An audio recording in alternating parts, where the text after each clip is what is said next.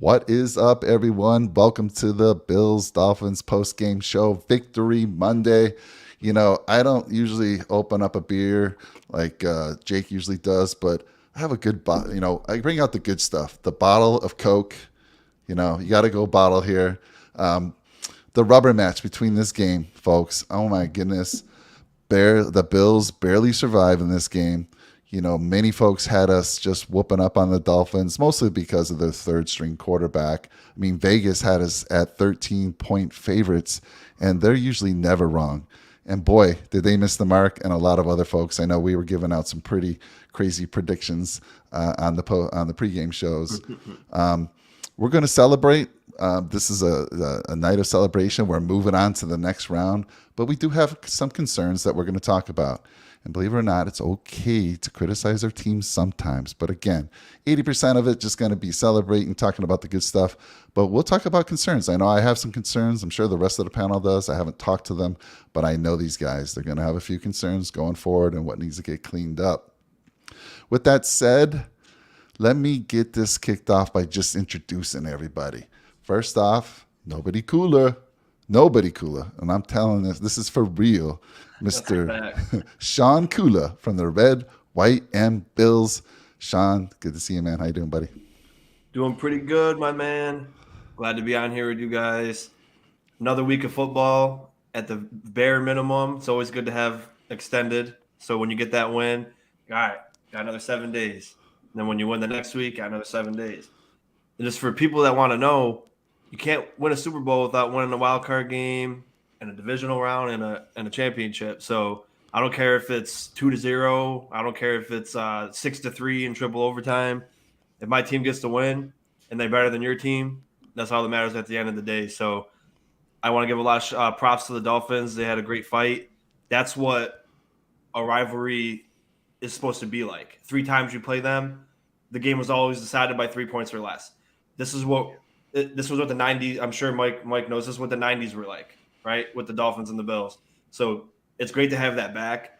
They fought really hard, and they built the team for it, and they showed up. And at the end of the day, awesome job both sides, but we came out with the win. So moving on to the divisional round. I'm expecting us to get some Dolphin fans in the channel today, and I hope we do. Again, like you said, they put up a hell of a fight, man. A hell of a fight. That defense was opportunistic, to say the least. And then Skylar Thompson came through as well. I mean, again, he puts up what? They put up 6 points, or was it 11 points against the Jets the week before? We talked about it, like how bad the Dolphins have been doing without Tua, and they drop what? Was it 32 points on us? 31 points. 24. Technically 24. You're right, Shawn. You're right. That offense dropped 24. True. Yes. But they have the ball, guys. They had the ball 3rd and 1 at basically the 50-yard line with time running out, a chance to either go tie. And, man, we'll talk about this in a little bit, but their clock management was horrendous, terrible. And I'm sure they're taking a lot of heat on that because they had 3rd and 1. They get stuffed, 4th and 1. Delay of game, and they had many delay games, and you can see that clock was always getting down to 0. Anyhow, I'm getting ahead of myself. Let me introduce Mr. Brett McDurphy from the Go Bills podcast. By the way, get over to the Red, White, and Bills and just slam that subscribe button. Brett McDurphy from the Go Bills podcast. Slam his subscribe button. How you doing, Brett? Doing great, guys. Glad to be with you. I know we have a lot to talk about today, but I wanted to take a moment and just say, Mike McDaniels, man, hats off to you as a head coach this year. Great run. I know it's not something that normally Bills fans would talk about, but I want to take a moment and talk about how good they had of a year. I know that there's been years of struggles with the Miami Dolphins. I think this team is ready to play almost every single year. And with Mike McDaniels as a head coach, I think they could make the playoffs almost every single year now. And I think they have the right coach, the right GM, and Chris Greer as well. And I know that there's question marks at the quarterback position, but I want to take a moment and wish Tua all the best. Hope he can rehab and get back to 100% for next year. Because I love this rivalry between the Bills and the Miami Dolphins. It's been decided, like Shawn said, by 3 points almost every single week. that we play them, but I really like this rivalry, and I hope that this is going to be the type of rivalry like we had with Dan Marino and Jim Kelly. So it's going to be interesting to see for years to come what the Bills can do to beat the Miami Dolphins each year. Yeah, that was a great rivalry, but I'll tell you, Kelly beat Marino 3 times in the playoffs, so 3-0, and I hope that continues to be the theme going forward.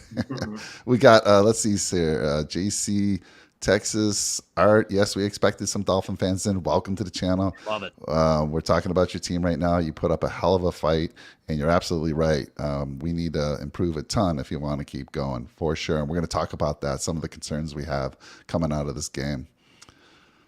So let me introduce the other gentleman here that usually teams up with me on the Nickel City Mafia channel, Mr. Jake Podger, wearing his, looks like that, is he wearing that Patriot shirt again? It looks like, I mean, that's what he got accused of last time. It's a standing buffalo. It says buffalo. I think they're trying to go for like the Zuba type of art, but it's kind of a knockoff. I think my parents got it right from that Buffalo store. But yes, glad to be with you boys tonight. Pretty fired up to talk some ball. And hats off to the Dolphins, man. They came to play. They played like they had nothing to lose.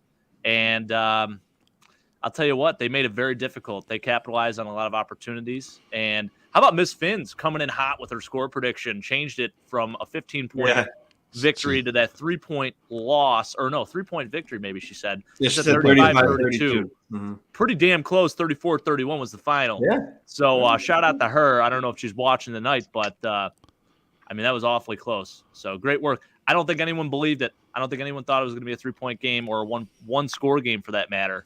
But it turned into something that was it was a good game to watch. I think if you're not a fan of either team, you don't really have a rooting interest. Probably super fun to watch. I mean, you get prime time, Tony Romo, Jim Nance, you get those guys commentating. It's, I thought it was a good old fashioned divisional rivalry game. And I don't care who you put at quarterback back there.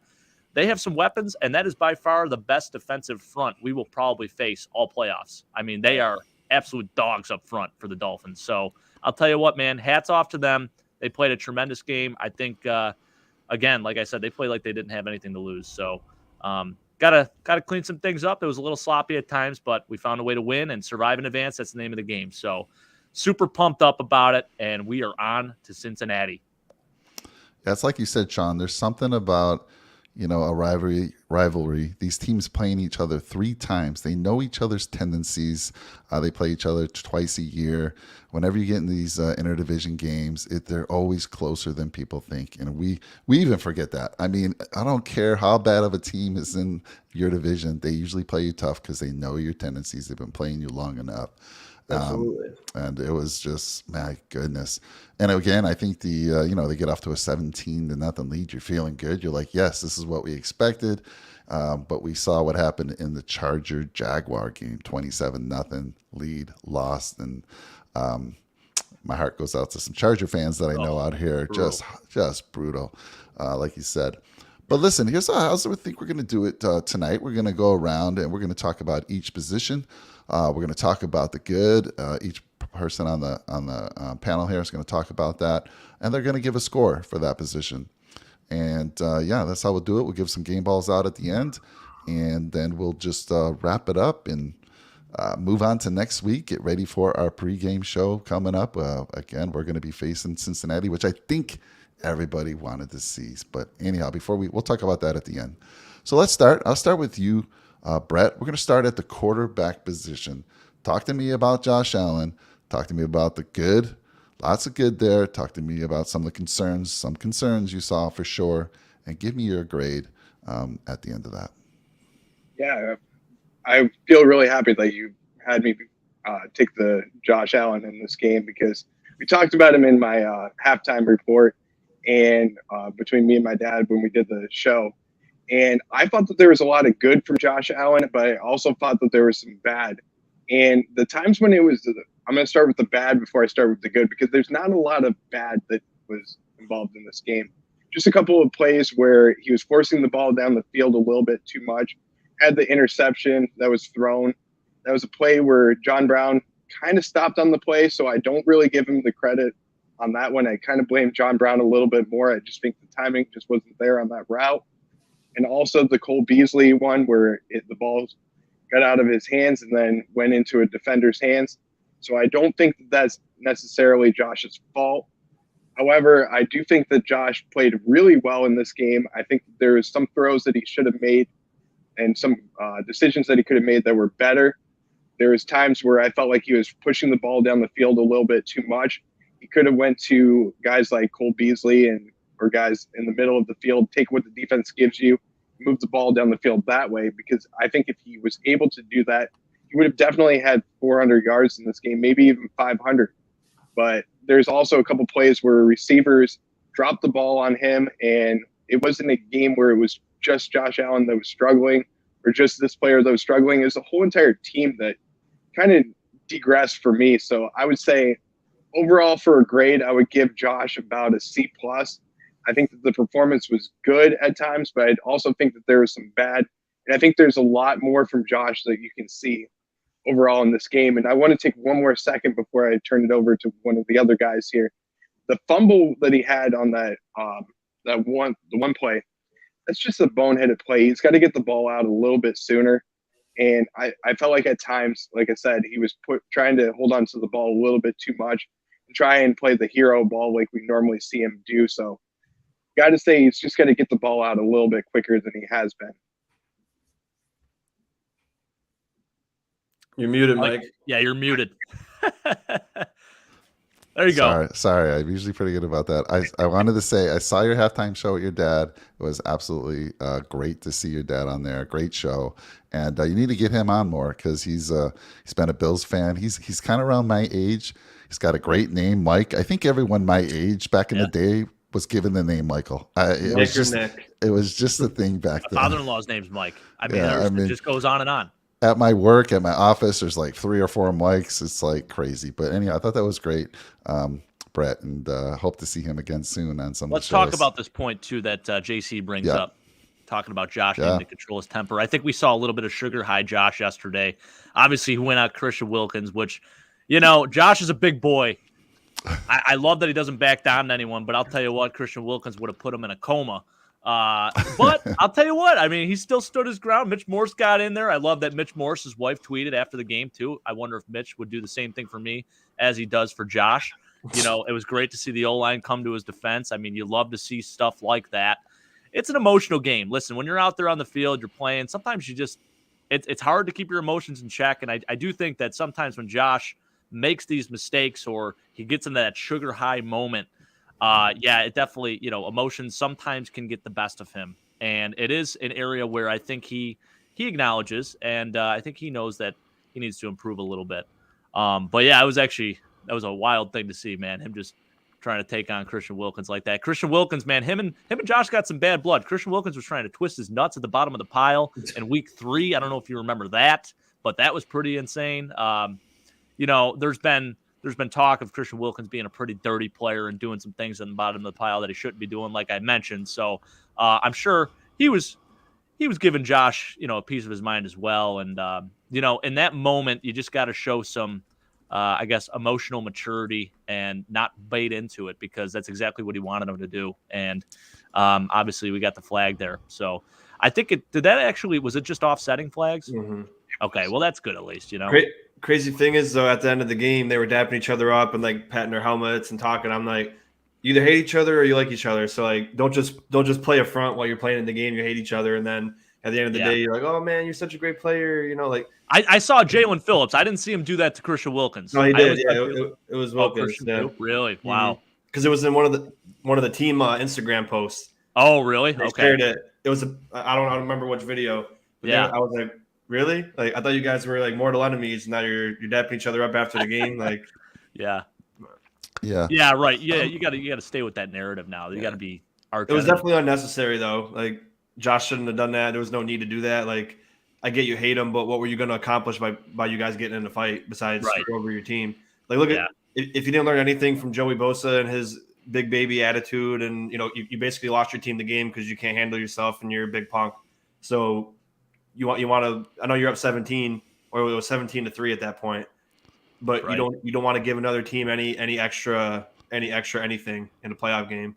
And again, go to Joey Bosa for that. You cost your team two big penalties, and you lost the game after you blew a 27-point lead. So, Yeah. I don't know. For sure. Well, I mean, Wilkins knew what he was doing, right? He wants to get under Josh Allen's skin. Why not? And not literally. I'm just saying he wants to get into his mind. And Well, he might. Who knows? Right. Free, man. And a lot of sports is like that. If you can get it's a mental game. There is a lot of mental game, especially at quarterback. And if you can get under a guy's skin and throw him off his game, why wouldn't you do things to upset him? Kind of not quite cross the line, but borderline where you're not going to get a penalty. But yeah, I mean, he knew what he's doing. He's just trying to throw Josh off his game, and to some degree, it worked. Worked for a while, always the second guy. Always the second guy too. Yeah. Because that's all we remember is Josh trying to fight him. No one knows what Christian Wilkins said. Yeah, you know? Exactly. All right, well, let me throw it over to you, Shawn, and talk about Josh Allen, how you saw him playing yesterday, what your grade is, goods, bad, what'd you think? Definitely more good than bad. Like Brett said, the caveat to that. I mean, John Brown ran the wrong route. Tony Romo said it. I mean, people could say like, oh, he's just talking because he's a news anchor.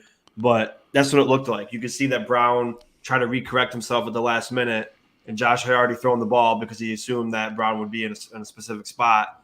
And at that point, you're up 17-3. He's like, "What's the worst that could happen? I throw a touchdown, or he picks it off at the 5." He wasn't expecting a 50-yard return on that, so he was probably just like, "I'm gonna throw it and see what happens. Make it 24-3." So like, might not have been the best option. But I don't blame that 100% on Josh. I would put that maybe even on both of them.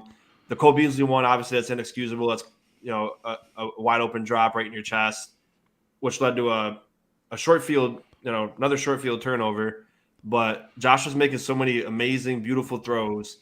And another thing was too, he threw a ton of deep balls, which is fine, but he saw those one-on-one looks in the man coverage, and he's like, "Oh, I'm going to always throw to this." You don't have to always throw to the one-on-one look in man coverage, but like that one series where we need to put the game away, he threw 2 deep balls in a row to Gabe Davis. I'm just like, you didn't need to do that. We need to do short, methodical passes down the field to waste time, and then ice the game up by 10. And so there were some things I didn't like. I didn't like how he held the ball quite often.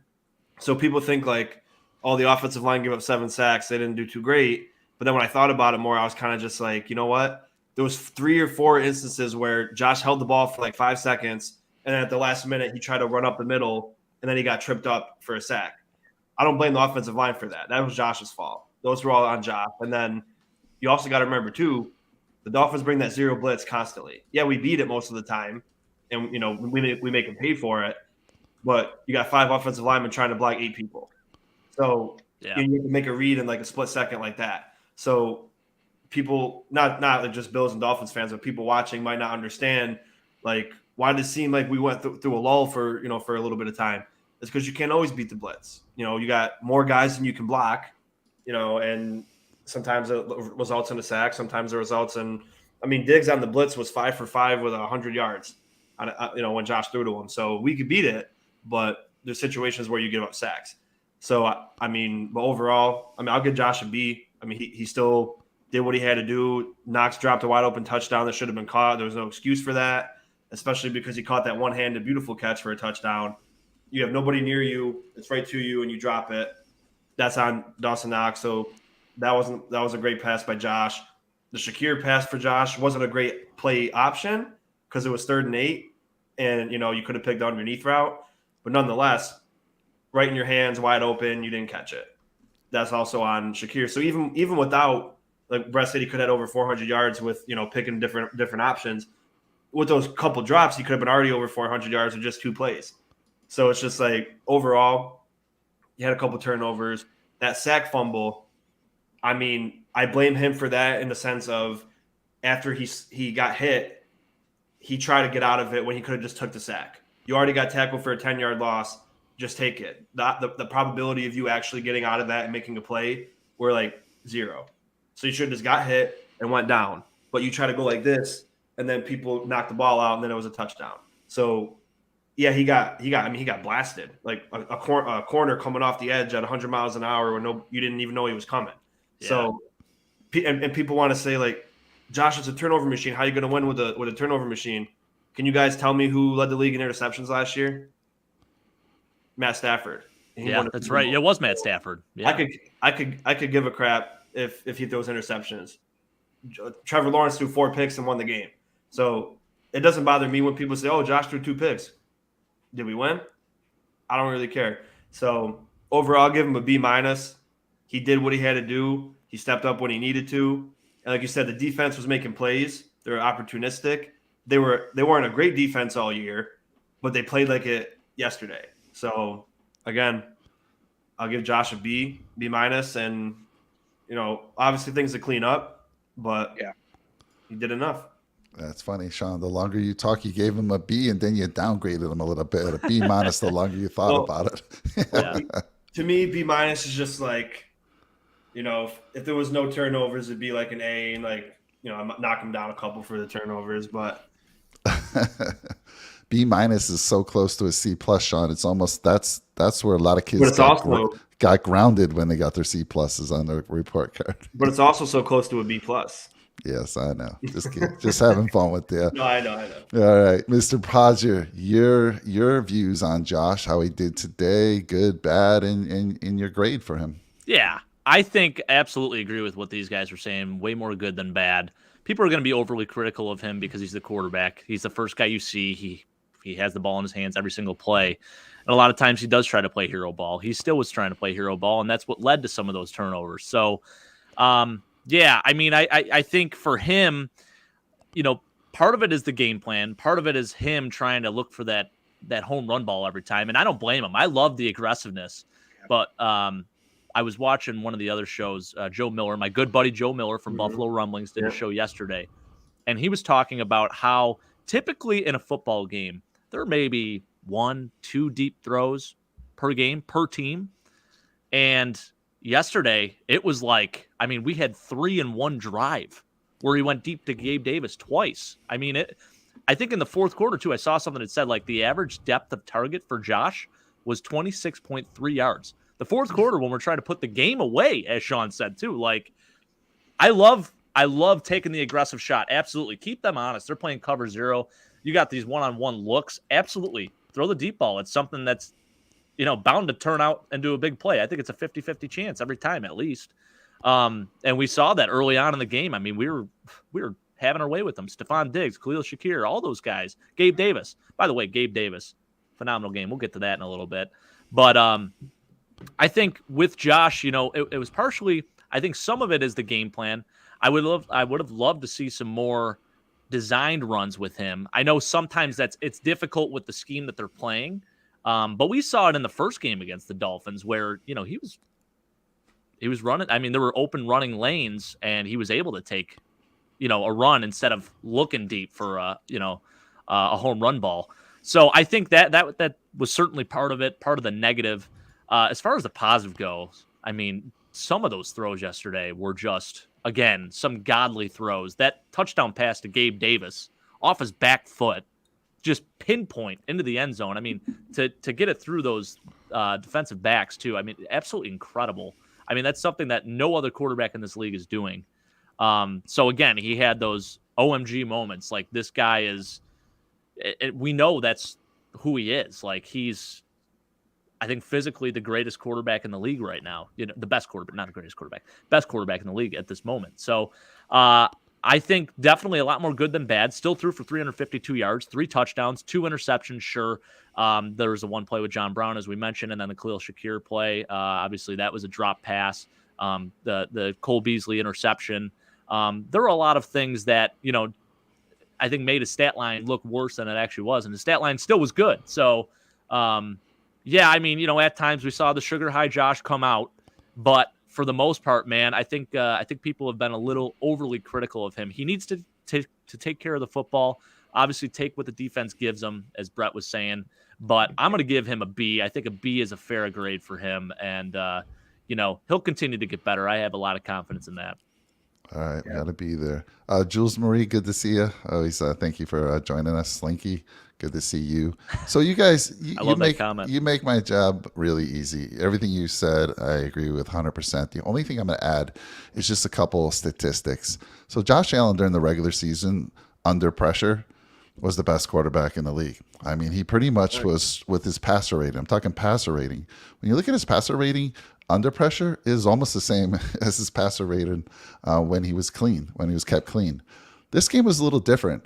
Under pressure, his passing rating was a 66%. When he was kept clean, he was over 106. So the Dolphins brought a lot of pressure, and I think why he's so good usually is either he's able to run, get away from it. I thought the Dolphins did a fantastic job spying him. They did. They really planned for that. They really kept him to minimal damage on the ground. But then he was taking those big shots more so than we've seen before, right? Like you guys said, he went to Gabe Davis back to back. He was seeing that, one-on-one coverage, and he, overthrew it a couple times. He hits those, and no one's talking about it. Everyone's giving Josh Allen an A+ today. But I think the Bills, they weren't taking enough underneath or weren't being patient enough. But that's interesting because we gave up 7 sacks. So I wanted to see what PFF said about the offensive line. And guys, they said the offensive line was pretty damn good. Even Spencer Brown, who I know is usually our sore thumb, he on the offense, his run blocking, 73% they gave him on PFF. Dawkins, 80%. And this is pass blocking. Mitch Morse, 68%. These are good scores. These are green scores for PFF. If you're not familiar with Pro Football Focus, just so you know, they're a tool that we use. There's, they have flaws in it. But when you look at it, I'm like, how do we give it? We must have horrible offensive numbers from PFF, right? Because all year they were harsh on the Bills. So I'm expecting to see some really bad things. Even Saffold. Now, Saffold was the weakest on the run block, 54%. Ryan Bates was, Saffold, who's been terrible on the pass block, he was 83%. I was giving you his run score. Bates, pass blocking 80, right? So it's not percent. I'm sorry. These are whole numbers when I say it. They give him a grade of an 80. Yeah. Out of 100. Anything above 65 is pretty damn good. You start getting into the 70s and 80s and 90s. Oh, my God. So the offensive line did a pretty good job according to PFF. And, yeah, I'm thinking, like, how did we get 7 sacks? So it might be to what Shawn's point was. Maybe Josh was taking a little bit more time than he should have. Need to get rid of the ball. I think, Brett, you mentioned that as well. But it was interesting. Under pressure, this is probably the worst game he had. But I think they'll correct that and go back to his, the days where he's under pressure and he's being able to still be very, very efficient. So interesting numbers there. I was like, man, 7 sacks, unbelievable. I'm expecting the O-line to get 50, a grade of 50 across the board. No, they did a good job. So that just tells me, like you said, they did a good job containing Josh. They spied on him, and Josh might have taken a little more time than he needed to in some cases. Now that play at halftime or after halftime, where it was a strip sack, dude, that dude was in there immediately. I don't know. Yeah. You can't avoid the sack. You can avoid the sack, maybe the ball. Right. Yeah, that's what I meant. Just like as soon as he got hit, he could have just fell over, but he exposed his arm and tried to push him off with one hand, and that cost you 7 points. And who is Mike? We lost Mike. That's all right, boys. Go back to the Thanksgiving days. Continue, Shawn, keep going. Yeah, I just thought and they did that before against us in week 3 when we lost. And they did it in the same position. We were at like the 10 or the 12, and then they ran the safety blitz with Brandon Jones, who wasn't playing. He tore his ACL. Yeah, they used Eric Rowe this time, and it's ignored because of the blocking assignment for the play. So it's like they almost know what we're going to run in that situation, and then they ran the safety blitz. Nobody picked him up. Josh had no idea. Obviously, Josh isn't going to fall over. He got hit very hard, and then he's like, oh, I'm going to try to get out of this and make a great play. He had a chance to throw to Singletary relatively quick, but he wanted to see something deep develop before he went down to Singletary. Long developing pass game. He wasn't expecting that, which was a great call by Boyer, the defensive coordinator.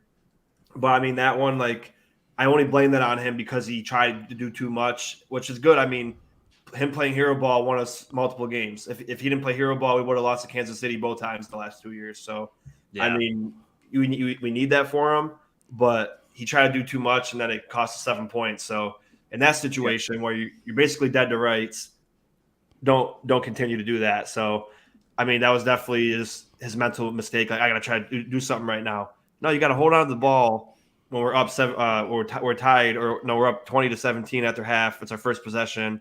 You got to be a little bit more careful with the ball. Yeah, Absolutely. I agree with you. Well said, man. What did you think of the play where Josh was rolling out and then he tried to throw the ball from one hash mark to the other side to Stephon Diggs? Just barely missed Stephon Diggs on that throw, and he tried to throw that jump ball to Diggs. Do you think that was a smart throw, or do you think that was kind of a little bit risky? Both. Yeah. It's always definitely risky, but I'm always down to give it to your best player, man. I mean, Diggs can catch those balls, so definitely risky. But if it's with them too, that's a risk I'm willing to take. That's an investment. What does Tony say? What does Tony say? Put the ball in the hands of your best athletes. Yeah, for sure. Plain and simple. So I got knocked off for a little bit. It was weird. I've never seen that error before, but I got knocked off. I'm back. Let me finish my score here. So I give. I'm going to go with Shawn. I'm going to go B-. I can't give Josh Allen a C, no matter whether, even if it's a C+. I just can't do it. B-. I do think there's room for improvement, like you said, like we already talked about. So that's my score there. Let's talk about some folks in the channel. Welcome, Slinky. Good to see you. I think there's a lot of people there, right there with you. I'm 18. I think I'm 30 now. I'm going to have to check with my doctor, my heart. Absolutely. I think there were a lot of people thinking the same thing. I got to tell you, man, I said we talk in our group chat, and I get a lot of texts from my friend Troy. He's a Dolphins fan. And when I said I went on lockdown, I put my phone down. I didn't want to hear from anybody, because sometimes I feel like if I go on lockdown, I can help the Bills focus. I got to focus, and I can help the Bills focus. So I had to go on lockdown. I had my little boy in with me. He's my good luck charm, and he's funny. He's like, Dad, every time, I always rub his head for a little bit of luck. And he's like, Dad, every time you rub my head, good things happen. And it seems to. So that was a lot of fun. But yeah, totally agree with you, Slinky. Everyone I've talked to was like, oh my goodness, especially Bills fans. I mean, like Jake said earlier, if you're not a fan of either of his teams, this is just a great game. You're loving this game. Yeah. But we seem to be in a lot of these lately, past couple of years. And we got Antonio. So let's talk about Antonio. It might sound crazy to some, but I want more design runs for JA. Before I throw it to you guys, my only concern there is I think the Dolphins were ready for that. I think they had a spy on him, and I think more teams will start to do that if they're not already doing it. I know you got to have the right talent to be able to do that. But let me throw it to you, Jake, to talk about Antonio's. I love what he says here. I 100% agree with him. I think, whether it's a designed run or if you do have a long developing play where you're trying to look deep like he was, there were some open running lanes. And that is, that's just as good. I mean, shoot, if you can't get a guy deep, you got a wide open lane up the middle. I mean, take that. But you got to make that decision, a little bit quicker. Holding on to the ball for as long as he did at times, obviously it allowed him to get tripped up, and that's why we had some of those sacks occur. But I love the design run thing. That gets Josh into the game, man. Like, he's an emotional player. That is something for him that I agree. I think it 100% makes him, better throughout the game. Like when he gets that contact, he craves contact, man. Jim Harbaugh says it best. The body craves contact. Josh Allen craves contact. He needs that first initial hit to get him going, to get him juiced up. So I 100% agree with where you're coming from, Antonio. I love that point. I as much as you want to say protect the quarterback, this, that, and other, Josh Allen's a different animal. He's a different type of player. He needs to have at least 2 to 3 design runs, I would say, within a quarter or so. I love that point. Absolutely, man. And I'll tell you this, as far as the long developing pass plays, as I mentioned, trying to look deep, I love the aggressiveness, but you have to sprinkle in the quick game, man, because that, it exposes our offensive line. Our offensive line, as we said, I don't think they played as bad as, the 7 sacks show. That was a lot. I'll put some of that on Josh for sure, man. You gotta sprinkle in that quick game, because we're not going to last. That's going to continue to happen as we go on here. Yeah, I want to say hi to Kane's Dolphins 89. I think he knows Shawn there. What's up, Red, White, and Bills, and everyone? Good to see you. Thank you for joining. Slinky said our defense played really good except for some missed tackles. Most of their points came off of short fields. Yeah, we'll talk about the defense in a little bit. Yeah, they're probably going to get high grades from all of us. Let's see here, Slinky. So big game Gabe is a thing. They were saying it on Hell yeah. on the broadcast constantly, and he's living up to that name. What's Blake saying here? Bill Meyer. What's he talking? Brett Maher, kicker Missed for the four Cowboys. extra He points. missed. Did he just 4. miss another extra point? Now it's Yeah. 4 missed 4 extra. extra points. Wow. Holy smokes, man! What's the What score is of that going game? on? My friend 4-0. said that they were saying that he missed 3 for DeMar, and then he missed the 4th one. So I'm like, oh, now it's not for anybody. He just Now it's for Dak. yeah. Wow, and he's a pretty good kicker too. That's the thing. Like now it's in his head. There's no way. I mean, I feel like if you're the Cowboys, why even bother trying an extra point? Just go for 2 every time now.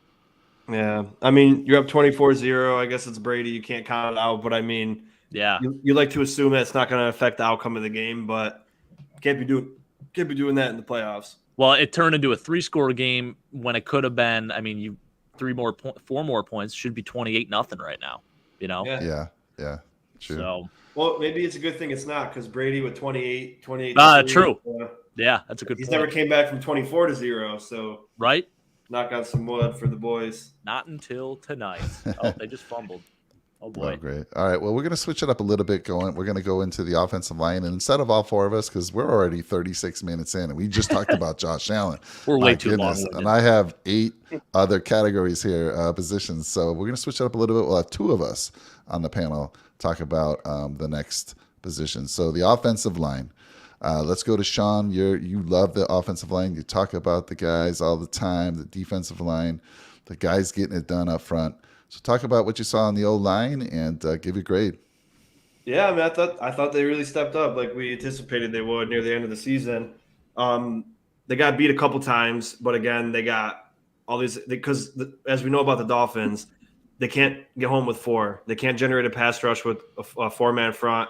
That's why they have to bring the blitz. So they have to use the 0 blitz, and it works for them because they do have good. I mean, Zach Seiler's not a pass rusher; he's a run stopper. Christian Wilkins could do both, and then Bradley Chubb. I mean, people are iffy on him. I never was hot on him. I thought they overpaid for him. A lot of people think he's the reason for Jalen Phillips' emergence, but I think Jalen Phillips is the reason for Jalen Phillips' emergence on their D line. But overall, the whole course of the season, they struggle with the 4-man rush. But the offensive line did a great job picking up the blitz for the most part. I mean, Spencer Brown and Dawkins got beat on the outside at least once each. I mean, Brown a couple of times, but not enough for me to be like, he cost us this game. He didn't do well at all. But, I mean, Chubb got Allen on a strip sack. That was on Dawkins. And, I mean, that's going to happen once in a while. But overall, I'll give the offensive line an A because I thought that they did everything they needed to do to put us in position to win. You can't blame them for holding the ball for 5 to 6 seconds, waiting for a deep ball when you have a bunch of underneath routes to go. So, again, and I'm not mad at Josh, but the offensive line, like you try holding back a 350-pound guy for more than 3 seconds. Like, that's all you need. If you get 2 to 3 seconds in the NFL, that's all you need, and that's what they did. So, and like you said, they all were great in the run. I was just very pleased with how they played, and like you said, they have a great defensive front that somewhat struggles with getting home with 4, but when you add in the blitz packages that they bring, that they still had to cover that as well. And like I said, you bring 6, 7, 8 guys, and you got 5 offensive linemen, and maybe a running back help. You still got to account for 8 people or 7 to 8 people. So again, phenomenal job of the offensive line. I'll give them an A. And I'm glad that they were struck. We by no means have the top offensive line in the league, but we knew that they were going to step up near the end. They struggled all year consistently, and you're going to need them because you can't win. I'll say it again, like I say it the last 2 years. You go as far as your offensive line brings you, and they brought us to a win. So, give them an A. All right, Shawn, what's your A plus? Think about A plus, but you give up 7 sacks, credited 7 sacks. Again, most of them were on Josh, but I'll give them. It's usually the opposite too. So Yeah. that makes Yeah. Shawn, Just you give it a should check use out. your famous line. I think you on your shows you usually say you don't have to be the best offensive line, just don't be the worst offensive Don't be the line. worst. Right? Yeah, just come through And when they need you. every game, you don't have to be the best, don't be the worst. I love that line. So let me throw it to another guy who loves the trenches, and that's Mr. Jake Podgers. So talk about those big Oh, guys on the love old it. line, and Brett and I will take the running backs next, but we're going to throw it to you, Jake, for the old line. Yeah. I mean, again, I think that's as good as a defensive front as we'll see the entirety of the postseason here. I mean, they are loaded in terms of talent. I mean, across the board, they have some of the best pass rushers in the league right now. Then you throw the interior guys, Zach Sealer and Christian Wilkins, man, they're dogs up front. So I think, I give our offensive line a lot of credit. Going up, they're outmatched 8-5. I mean, every play basically.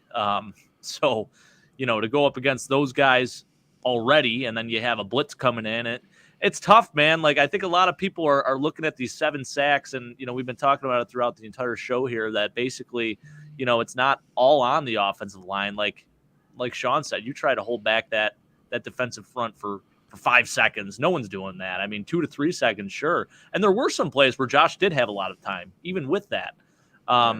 So I don't know if I'll give him an A, because I think there were still some shaky moments. But I think for what it's worth, I feel like they really didn't play as poorly as everyone's making it out to be. So I'm going to give him a B. I'll give him a B again. I'm going to do another B.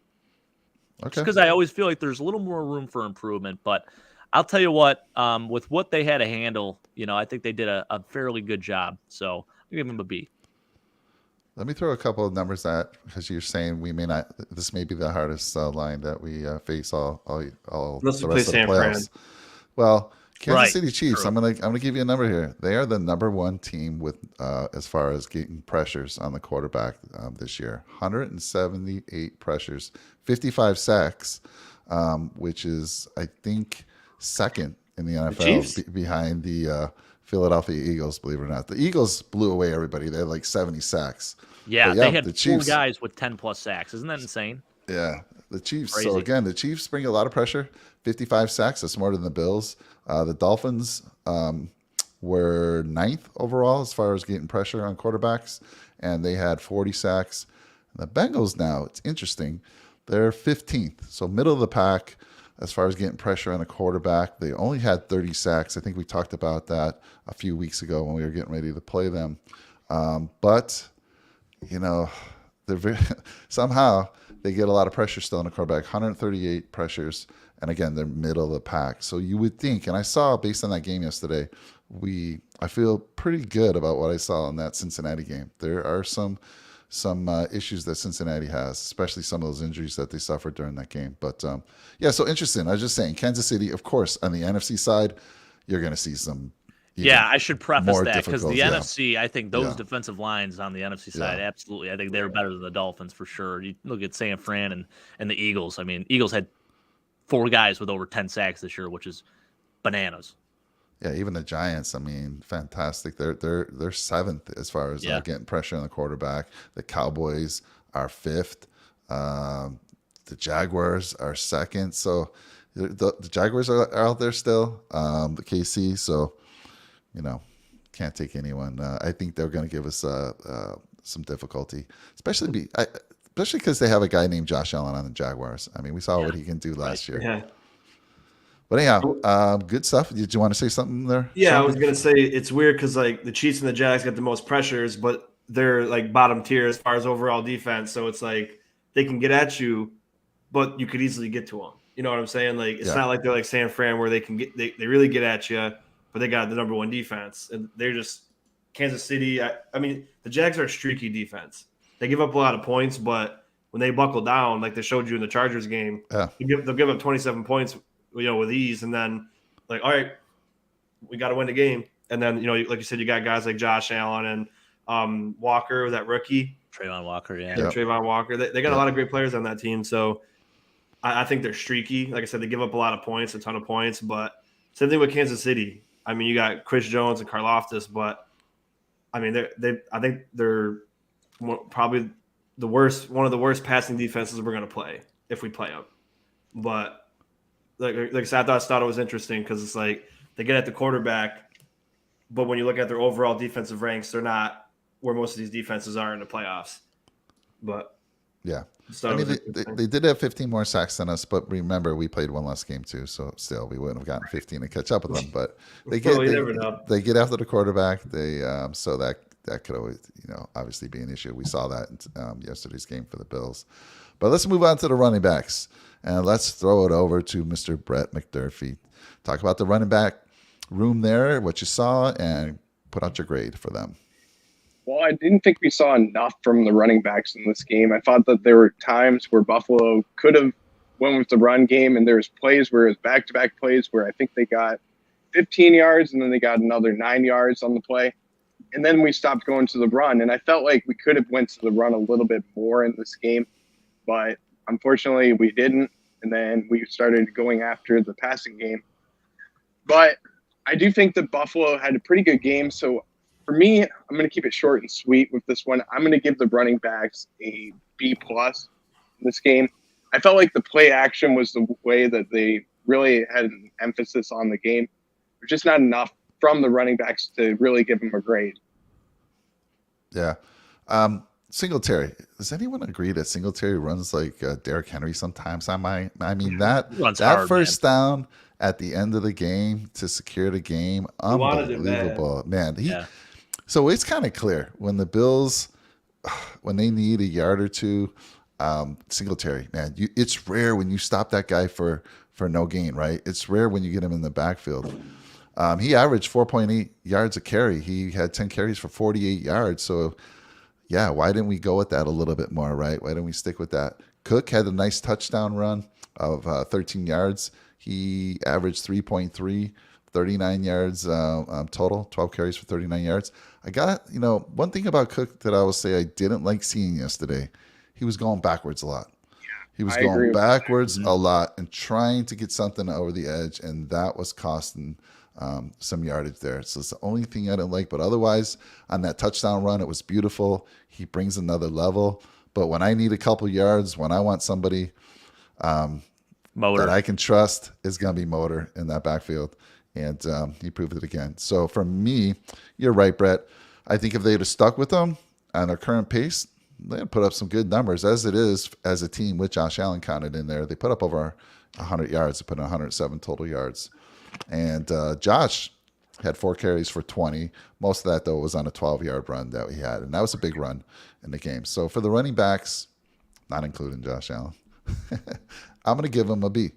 And I think they would have been even higher had they stuck with that running game. But no complaints from me on the running game. I'll just make one quick comment. We were sort of talking about it in the group chat, like the runs up the middle. Obviously, that stuff wasn't working. But I think like the outside zone stuff and like the stretches and all that, that was our bread and butter yesterday. And when we were doing that, especially with James Cook, like that is his game right there. So, that seemed to be working. And for whatever reason, I don't know if it's just me thinking this, but I feel like when something really starts to click and starts to work, we decide to go in a totally opposite direction, and then it kind of stalls our drives out, and we're working so hard to get points on the board. And I feel like that just wasn't the case last year with Brian Daboll as our offensive coordinator. I feel like there's a bit of a difference there with Ken Dorsey and Brian Daboll. And I don't know if it's just Ken Dorsey overthinking it. I think Ken Dorsey's a fine coach. I think he's doing a decent job as the OC. But I think that's really the biggest difference between this year and last year's offense is like the amount of work we have to do to just get into the end zone, man. Like, just seems to be so much more. And it's like we're overthinking ourselves. We're our own biggest opponent, for real. Yeah. My dad and I had this analogy yesterday, and we used the Jaws analogy from the movie that was Till It Bites You. Yeah. And every time that we had that analogy, I'm thinking about it going, man, every single drive, we have something good happen until it bites you. And then it literally was biting us almost every single drive because we would have the plays where we had the run game going. We could establish the run. Then we don't. Then we start throwing the ball. We threw 2 passes where we could have ran the ball. And we just didn't take what was there. And I don't know, like you said, if it's Ken Dorsey overthinking things. Maybe it's just the runner, the pass game coordinator sees something that is there and they check into a different defense and it's just not what he saw at that moment. But we just got to get it figured out in the next couple of weeks, though. Yeah, if I can say something too now. I know we wanted to keep it to 2 each, but I was like, I had some. This is an important one. Yeah. But I think a reason why they didn't run the ball often was, like I said, because they run that zero blitz a lot, and you try to do a handoff and you got 8 guys coming in, you're going to get stuffed for a loss almost every time. So right. I think that was the main reason why they didn't run often. But to go off what you guys said, at the beginning of the game, we were dotting them up, passing all over them, and then we run up the middle, punt. And it's like, why'd you do that? The pass was working perfectly. You didn't have to run up the middle 3 times. And how many times did I message you guys? You can't run up the middle on the Dolphins. Yeah. You can't run up the middle on the Dolphins. You have to beat them outside. Every time they ran outside, they got big chunks. Then they run up the middle and they get 1 or 2 yards. I said, I know, Joe mentioned it in his show. Former players and coaches know more than we do. But if I can sit here from my TV, and they make millions of dollars to watch film and make these decisions, how come I know more about the Dolphins defense than you guys do when you can't run up the middle on them? And how come you keep doing it and you're not getting anywhere with it? So, yeah. And you could tell when Josh did his runs, when he was holding the ball, and then the offensive line blocked for him for 5 seconds, he'd try to run up the middle, sack, or 1 yard gain. So it's like, it's frustrating where it's like the pass is working, then all of a sudden we run, and then it doesn't work. Then the run's working, and then we stop running. But I still think it's the growing pains for Dorsey. But I mean, luckily, when we needed a big play from Singletary in the run game, in the end, I mean, I didn't think he was gonna get that first down. At first, I'm like, well, they're gonna get the chance to score, and all of a sudden, I'm like, okay, he's not stopping. And I was like, good thing I wore the Singletary jersey. It was the good luck charm for him. Yeah, that's true. That's a good point, man. You did wear that, yeah. I knew it was forward progress as soon as it happened. As soon as I saw him stand up by the line and he's still churning his legs and he's not down, I said, yeah, that's game over. Forward progress. You can't argue that. People said it was rigged. People said it was a rigged game because of that. And I was like, well, if you really think about it, he beat all the rules. He was literally on the line, vertical with the line.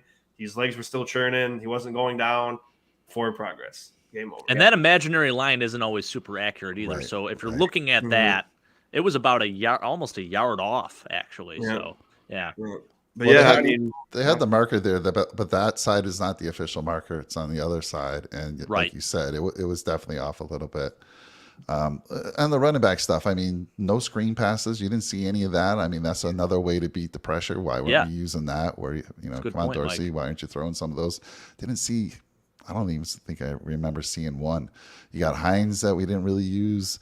But yeah, use these guys. These guys can catch the ball. I mean, you got Cook who can catch the ball. Hines, how about a little screen? That's all.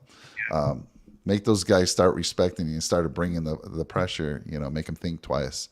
Right. But good stuff. Good stuff. Thank you. Let's move on to the receivers. Well, Mike, before we get to the receivers, can I take one moment? I just want to go back to what Shawn was saying real quick about the running backs. And I think the running up the middle, and I want to bring it up to you guys because it's something that has been talked about a little bit around the Bills. I saw it on a couple of podcasts.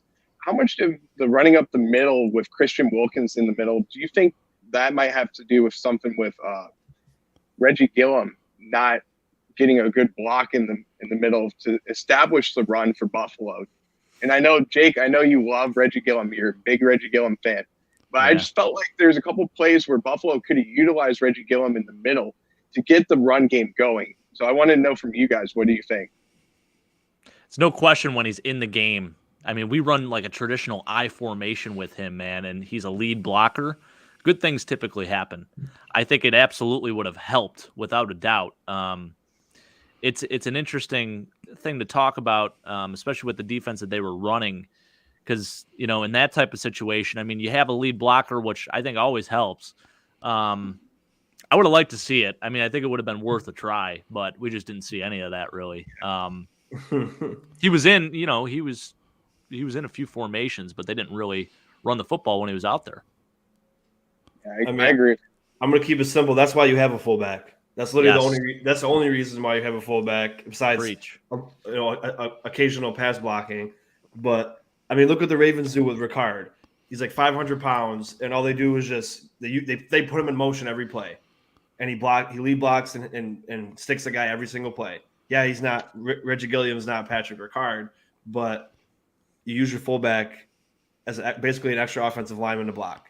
And I mean, would running in the I formation and having Gilliam block up the middle, would that work on a zero blitz? I don't know. Maybe they thought it wouldn't matter anyway. He just get blown up by a linebacker and a defensive tackle, and then we get stuffed anyway. Maybe that's what they were thinking because of the way their defense was. But I would definitely want to use Gilliam for those reasons because only 9 teams have a fullback now, and almost all of them that use it correctly. I mean, the Dolphins don't really use Ingold correctly. I thought he was better on the Raiders, but when you see the Ravens and Juszczyk, when you see them block in the run game, it just opens up everything.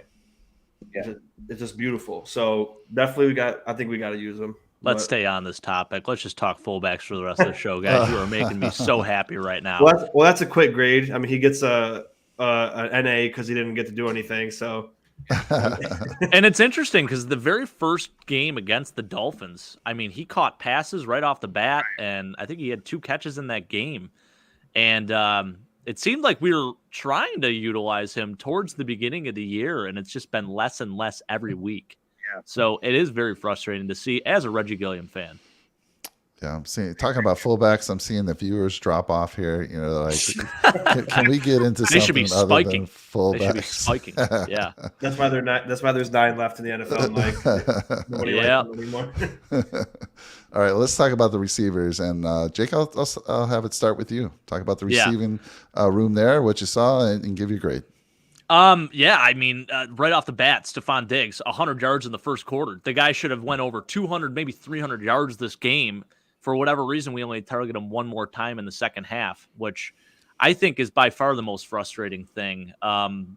You know, we talk about him always. He must have 10 targets a game. I mean, he had 5 or 6 catches in the first quarter for over 100 yards, and things were looking great. You know, he had a touchdown that was called back basically just because, you know, he didn't have possession of the ball. But man, he was like, I think even if he is covered, that's a guy that still will find a way to make the catch too. So it's inexcusable that he only had 1 target in the second half, especially when we were throwing as much as we were. So I think that's definitely frustrating. I do want to talk about the highlight of the game for me, and I'm glad I made this prediction. I said playoff Gabe is going to be back. I felt like he was going to have a nice day. He absolutely shined. I mean, it was so good to see. I'm sure it's great for his confidence. He made some tough catches yesterday too. Like the one where everyone thought it hit the ground. I mean, that was amazing for him to secure his hand underneath like that. I mean, that was a big play too. So I love what Gabe did yesterday. Playoff Gabe is here to stay. I think he's going to really prove his worth this postseason for us. And then, of course, you got to talk about Khalil Shakir. I think for the rookies yesterday in general, it was a really nice day between him and Kaiir Elam, of course. But Khalil, man, I know he had the drop pass, you know, and then it's crazy because the catch that he made, the deep catch that he made, that was a much harder catch to make than the other one that he dropped. But he absolutely made up for it. So love to see that. And of course, you got to mention Cole Beasley, baby. Way to get in the end zone. I know he had the drop pass that turned into an interception, but he certainly made up for that. Would have liked to see more usage out of him too, you know, especially in the quick game. And I think that is something that's going to need to change for this upcoming week. But overall, I'm going to give the receivers an A- just because there were a couple of drops. But for the most part, man, they were fantastic. Do you think some of the drops, because we had Dolphins had some drops on their side, Waddle, Hill. Do you think the sun was affecting it? I felt like there was too many drops. There had to be something out there. And the way most of the time they were facing the sun. Yes. And it looked like Shakir also struggled on that 180 drop because of the sun. So I don't know. I'm making excuses for them, but it felt like that. These are great receivers, Waddle, Hill, and we saw that. We know Shakir has great hands, and he showed it on that one catch late in the game, like you said. So I just feel like there was something else in play there. But let me throw it to you, Shawn, for your thoughts on the receiving core and your grade. Yeah, I mean, minus a couple of drops, I thought they did outstanding. Gabe Davis again, in the playoffs, he's just a different player. He doesn't drop anything, and he comes through clutch for you. He's got what was in the last 3 games, he's got 6 touchdowns and like 400 yards receiving. So this guy's he shows up in the biggest moments, and that's what you want in your players, guys that can come through when you need them the most. He doesn't get a pass for me about how he performed in the regular season. I'm still not okay with it because he did the same thing last year. He did okay in the regular season, then went off in the playoffs. We expected this from him, and then he gave assists in the regular season. Now he's stepping up in the playoffs again. I love that. Step up, please.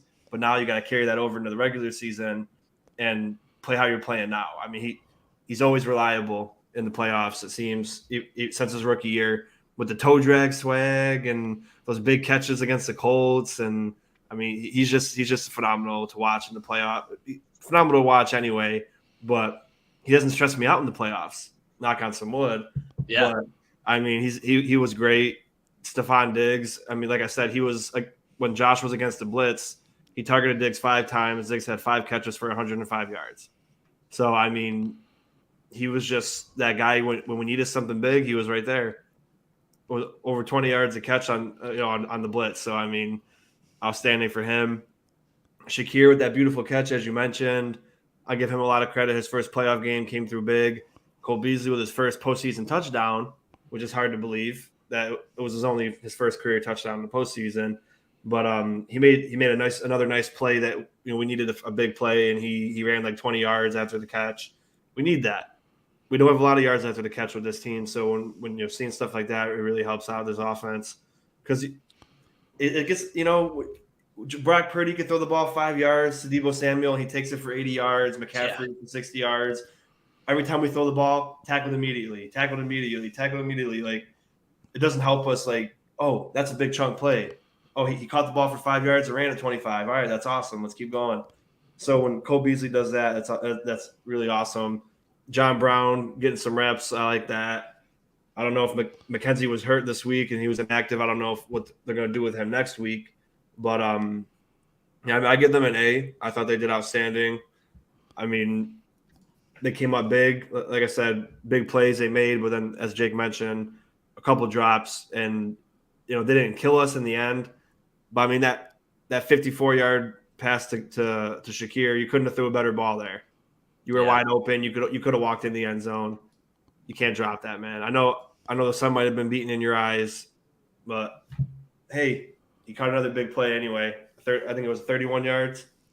Caught a big play, so it's a hell of a catch too. He went up. Yeah, I was very pleased. They didn't, like I said, a couple drops that costed us, but for the most part, they came through big. So I'll give them an A.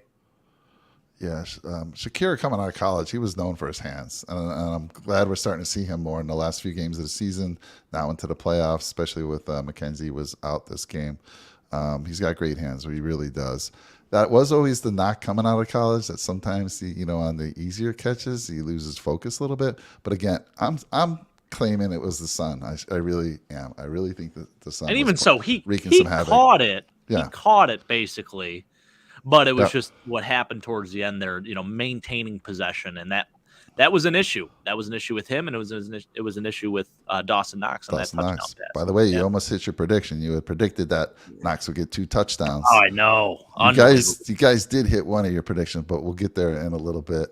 Can I ask about the possession rule, like for catching a ball? So I think it was the Patriots game.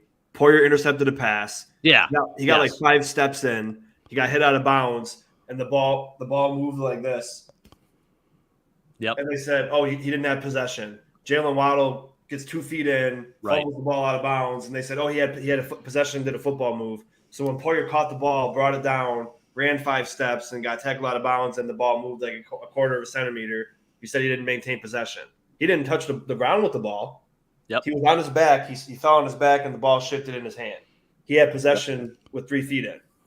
And you called it it wasn't an interception. So I want to know how they determine. Is it like every ref picks what they want to determine? Pretty much. That's what it seems like, because what they had yesterday, that was not consistent with what we heard about the reasoning for the Jordan Poyer non-interception. Right. I just wanted to throw that out there. I know we weren't talking about DBs or anything yet, but I was just like that. It didn't matter, but I was just like, wait, So Poyer got like 20 feet in, and he ran like 20 yards forward, and they said he didn't have possession. And then now this one was a possession with 2 feet in, and then he fumbled the ball out of bounds, and it's fine. But I don't know. All right, we got Brian Label out there. Good to see you, Brian. At this point, I just want to win our last game. Absolutely. Is that too much to ask? Absolutely not. That's all we want. Whether we win by 3 or 100, that's all we want, man. And then he said, I was worried for about the first 10 minutes of the third quarter. Otherwise, it felt like we always had this one. Man, I don't know how you thought that. I was like so nervous. Like I said earlier in the show, I had to shut everything down, go on lockdown, and I had my little boy come over, and we're just watching that. And towards that end of that game, man, my heart was going crazy. So I'm glad that you could feel that way. I wasn't feeling that comfortable, to be honest with you, at that point. Good stuff there. Brett, we're going to give you a chance to talk about the big boys, the D-line, buddy, the D-line. Let's talk about them. Give us what you saw in your grades on the D-line. Are you sure you don't want to give this one to Shawn? Because I know Shawn's like chomping at the bits to get this one. No, I'm gonna be generous. No, I'm gonna be generous. We got 2 people. Don't worry, Brett. We do remember 2 people. I'll battle Shawn on this one. Okay. I'm gonna say the defensive line, I'm gonna be a little skeptical on them. I do think they had a decent game overall, but I don't think it was the best game for the defensive line overall. I really liked what Ed Oliver did in the middle. I think he did a really good job, as well as Carlos Basham. I thought the Boogie did a really good job, but at times I just felt like the pass rush wasn't there, and I felt like it was a little bit sloppy.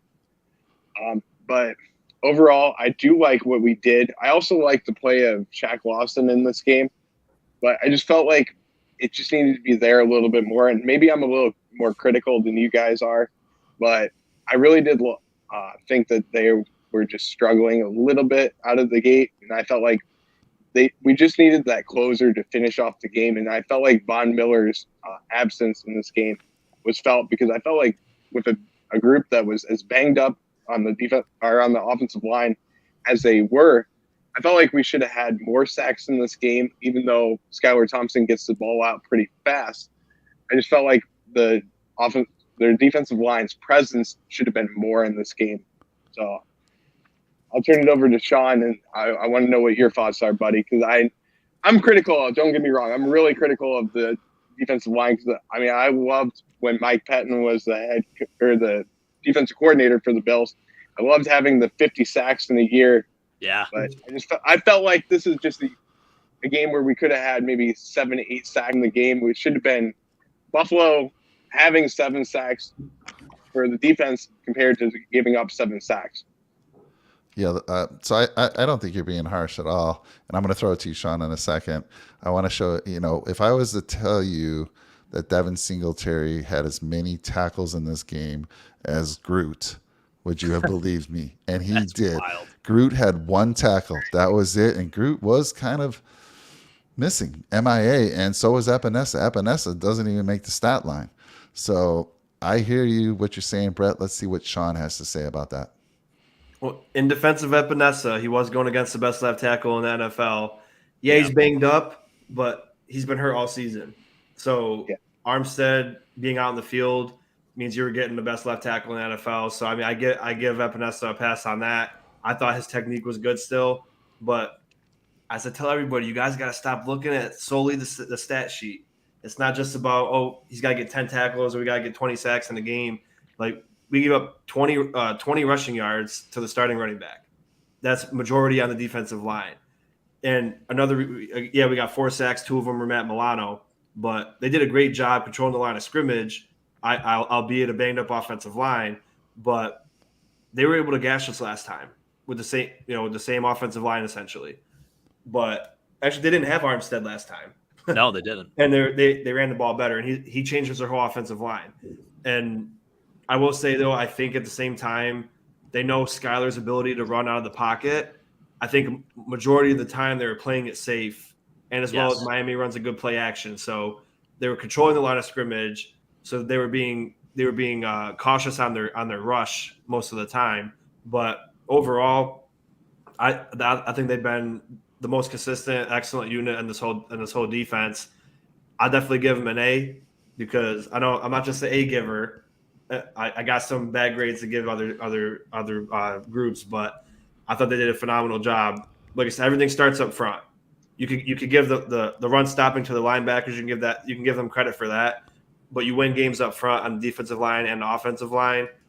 Giving up 20 rushing yards to the starting running back.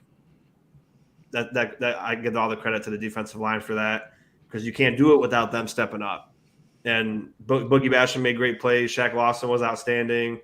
I felt, I definitely think we missed Jordan Phillips a little bit up the middle, but I thought Tim Settle did pretty decent. I feel like there was a point in time where they had Eli Anku in for like 10 snaps in a row. And he played well. Yeah, I thought he did good too. Him. But it was just weird. It was like no Ed Oliver and no Boogie. And it was just like Eli Anku and Tim Settle for like 3 series in a row. And I was like, are they hurt? It was bizarre. Right? Yeah. But no, I don't think you're overcritical at all, Brett. I respect that you thought they could have done better, and they probably could have. But I just think like there's always a plan to everything. I think Leslie Frazier's too smart of a coach to just be like, you know what, we're not gonna, because like Skylar Thompson can run the ball. They call him mini Josh Allen, some people. So it's like he has the same skill set of him, and he can run the ball really well. He didn't run the ball all that well, but I think it was because the defensive line did a great job of maintaining the line of scrimmage. They got after him.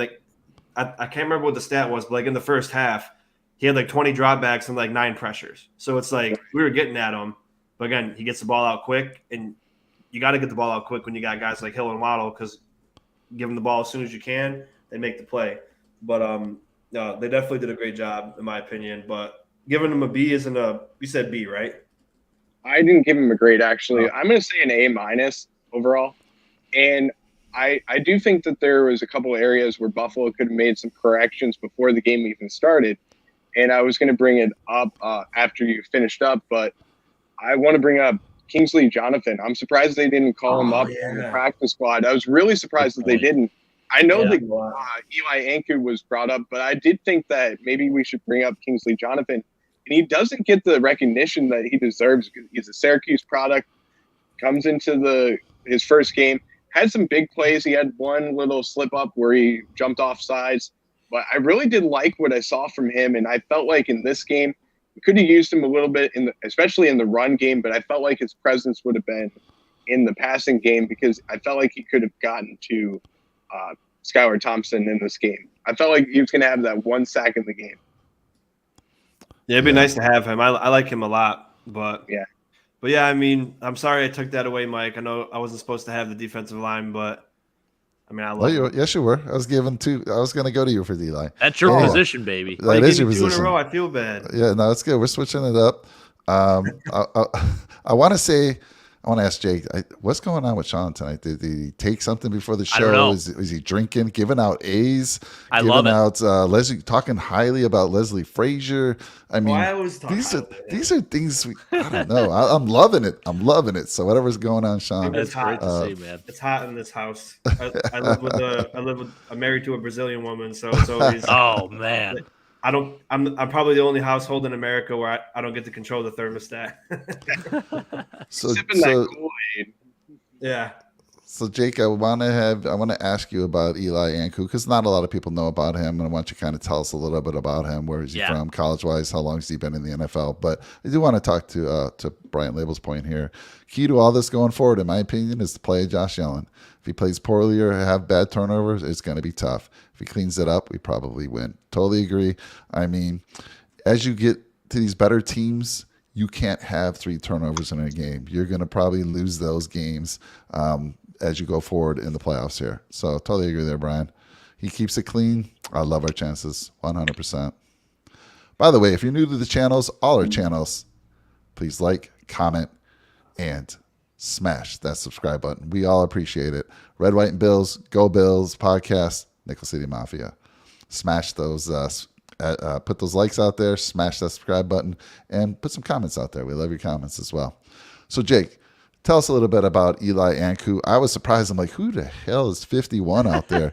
Where's my boy Tim Settle? Like you said, where's Ed Oliver? He seemed to be out for a few series. I'm like, did we have some big injuries going on? But talk to us. Tell us about who's Eli. He's Anku from the is. Great North, first off. He's from Canada. So I'm trying to do a little Canadian Hey, accent. We kind of hey. have a little bit of that. Buffalonians, we pick up a little bit of that Canadian accent from time to time. So we're we're 20 minutes from Canada here, Mike. Yeah, yeah. He's actually from Canada. He went to UCLA. He was undrafted. I believe he was drafted in the CFL though, but he opted to play in the NFL. He's been bouncing around from team to team. He's actually been with the Bills though since last year, and kind of has been cut, signed to the practice squad, elevated, of course. And I actually think he played a really nice game of football yesterday. I think he's shown his moments, especially in preseason. I think with him and there was another guy, Prince Emili, who I thought actually played pretty well too. But he unfortunately is no longer with the team either. But he's had a hell of a journey. I think he's been to, I want to say like 5-6 teams total so far. I know he was with the Falcons. I think he was with the Cowboys or a couple other teams that mix in the Texans. So he has bounced around quite a bit. He's been in the league since 2017, believe it or not. So he's 28 years old. He's kind of had time to develop. And I think that's important for a guy like him, kind of being more green to the game, especially as an international player, not to look down on Canada's game or anything like that. But I think for him, he went from that to UCLA, and I know he was very raw even coming out of college. That's why he went undrafted. But they saw that obviously he has size. He's 6'3", 325, so he's a bigger guy. Even though he's 6'3", I think he looks a little more stocky. He's very good. I think he's very good with like leverage and playing in the run game, and that's what the Bills have seen in him. And I thought yesterday, like I said, man, he really held his own and did a really nice job. And I know he wasn't going against the top tier guards or anything like that, but very encouraging to see, and was interesting to see him in there for like 3 straight drives. So one other thing to add on to what you said, Jake, about Eli Anku, he was actually on the practice squad injured reserve for the whole entire season. Yes. And he got activated right before the game to the practice squad, and we released another defensive lineman. And then he comes into the game not having a lot of practice and everything, then comes into the game and contributes into the NFL game. And I'm honestly surprised of that. And I got to commend him. I got to give him a little more credit than what I said about the defensive line. And I felt like he did have a really good game. Yeah, for sure, man. It's good to see. I mean, you love, especially for him, it's a great opportunity because he's going to learn behind these veteran defensive linemen who are pretty damn good. The interior defensive line of the Bills has been the heart and soul of this team all year. So I think for him, it's just invaluable. How about Shaq Lawson in the second half of the year, man? I mean, unreal. So good, man. I was always hurt when when Phillips and Lawson walked. I was like, damn, I thought we had everything good here. He gets 6.5 sacks and think he's worth $30 million contract. Like, just stay in Buffalo. Yeah. And then it didn't go out as planned for either of them, which I don't wish that for anybody. I was hoping they both did well and they got to enjoy their new team, but I think they both are happy that they're home now. And Shaq Lawson seems to be. I mean, when Phillips came in the first game, he had a 1.5 sacks, and I was like, man, he's going to be that 10-sack machine like he was before he left. And then the hamstring injury, the shoulder injury all year, it just was unfortunate for him. So, I mean, like Shaq Lawson, though, he's been my second half star. And we needed somebody to step up when Von went out. And that's the other thing, too. Preseason, I said, we'll be top 5 in sacks. And then Von and Groot would get 10. They both, Groot missed the game. He had 8.5. He could have got 10 maybe. But when Von went out, it just changes the whole defense, and you have to change. But next year they're gonna get the top 5. But I think Shaq Lawson is. I don't know if they give team awards out, but if I had to give it to a D lineman, he's getting the second half MVP. Yeah, nice. I love it for sure. Yeah, it's nice to see anybody that the Bills seems to have elevated from the practice squad on that D line has stepped up all year. So it just goes back to talking about how well the Bills, they're able to recruit good talent and develop these guys, like you said, Jake. So, all right, Jake, I'm going to give you probably the easiest position to grade in this game, and that's going to be the linebackers. Let me throw it to you, buddy. Yeah, I mean, essentially maybe the two MVPs of the game yesterday. You have Matt Milano, who was balling out. There was one bad play just on that missed tackle, which he never misses tackles, so I'll give him a pass. But 10 tackles, 2 sacks. I mean, he was all over the place again. And great to see him, obviously, sacking the quarterback. People were going to say he's a dirty player for that hit on Skylar Thompson, but Skylar's in bounds. I know he was sort of giving himself up, but man, no, it's football, baby. He was in the green. Right.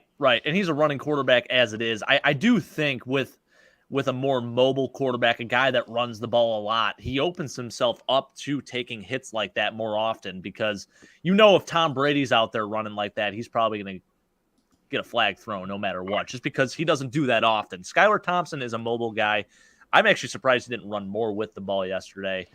So credit to the Bills D-line for that. Going back to that, Shawn, I think they did a nice job of spying him and playing contain more or less, and not so much getting that pass rush going and staying honest and playing him well. But man, Matt Milano, again, just a phenomenal game. And then our guy, contract year, Tremaine Edmonds, just flying and beating the absolute daylights out of anyone that crossed his path. I mean, the dude was laying some lumber yesterday. Just awesome to see, man. He was so good. Just really, I mean, he's been awesome this entire year, I think. But shoot, man, yesterday it was he played lights out football. So A+ for the linebackers. I'm not going to even say any more. I think that's all that really needs to be said right there. Yeah, and I agree. I don't think there's anything else we need to say other than I'm going to ask you guys, because at the beginning of the year, there were some shows out there that were saying no matter what type of year Edmonds has, the Bills are not going to re-sign him. I want to know right now, just going to go around, you re-signing him? Obviously, we'd probably all want us to re-sign him, but do you want him to be re-signed, and do you think we can make cap room for that to happen? Because he's gonna bring big money. It's going to bring big money. I think, what was it, Roquan Smith? Roquan really messed this whole $100 million. thing up, man. What was that? Was that a 5-year deal for Roquan? Yeah. 5-year deal. He's not Roquan Smith, but he's not. I don't think he'd expect that much money, but probably 18 to 20 mil, I would assume, a year. That's a lot. Yeah, that's just my guess. I'm not a money guru, but besides handling my own business, but I mean, I would assume he's probably going to be somewhere between 18 and 20 as a middle linebacker, and his age and his stats and his accolades. And I guess I'm just going to go first because I interrupted everybody, so I apologize.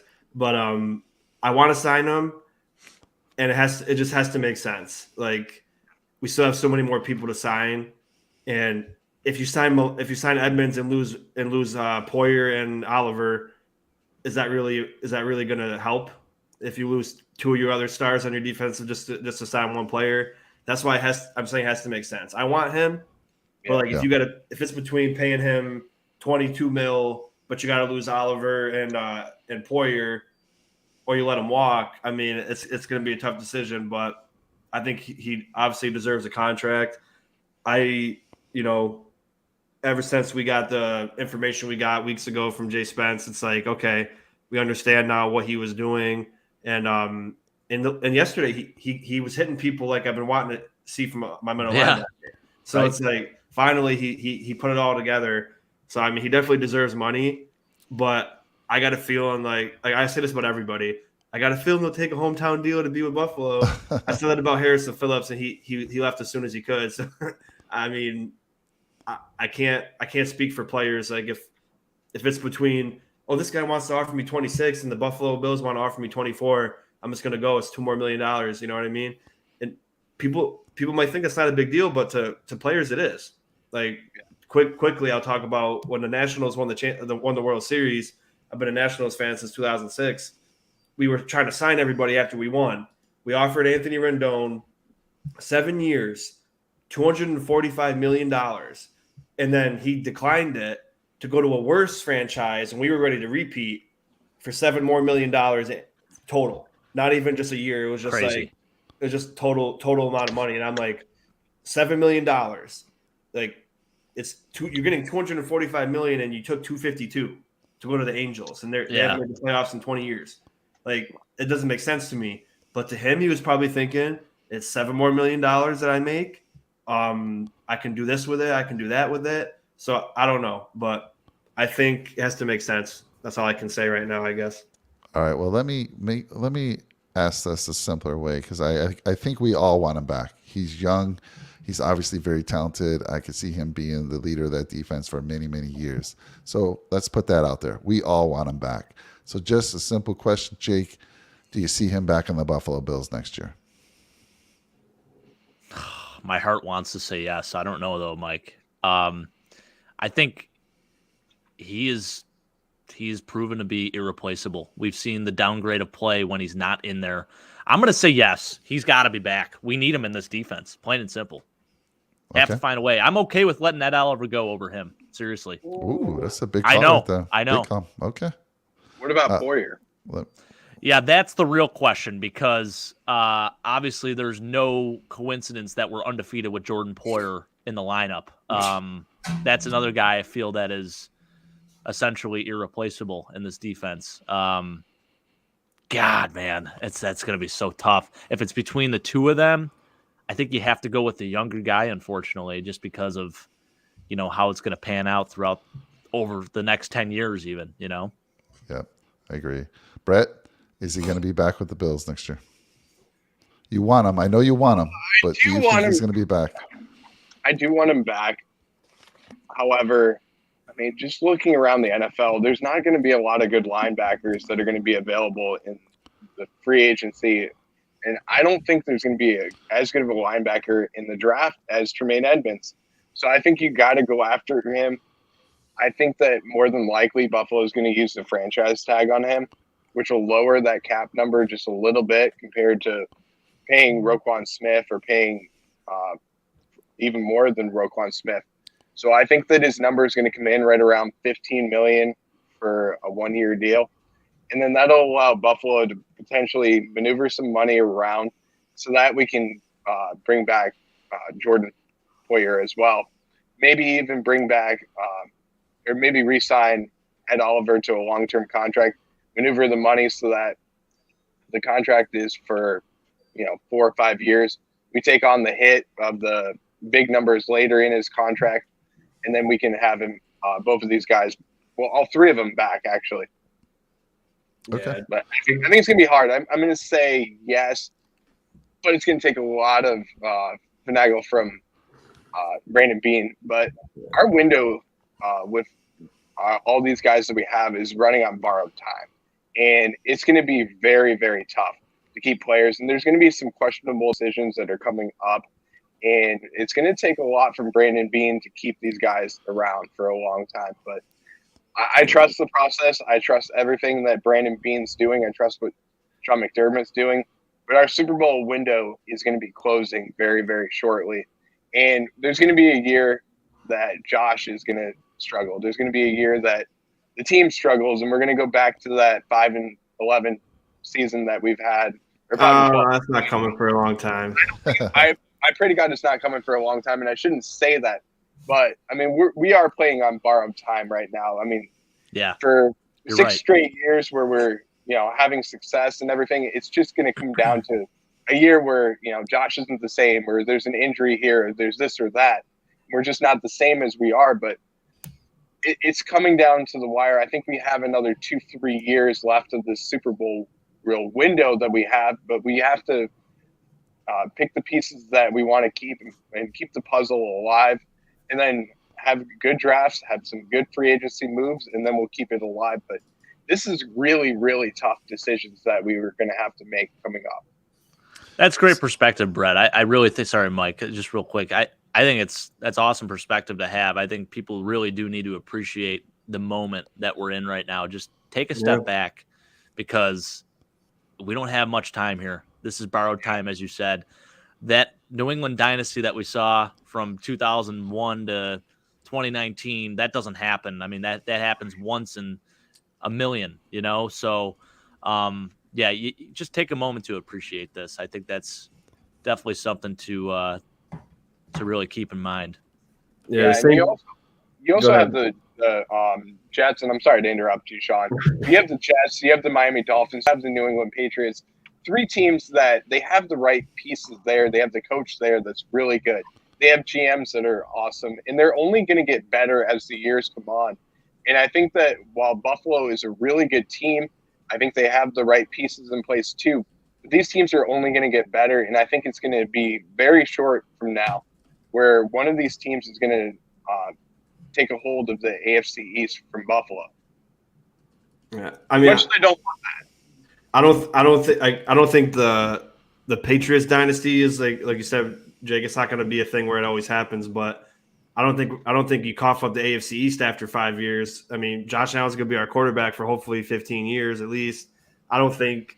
I mean, we may lose one here or there, but I still think we're going to be a playoff contender at the very least for as long as Right. Josh Allen's on the team, whether who's playing with us or not.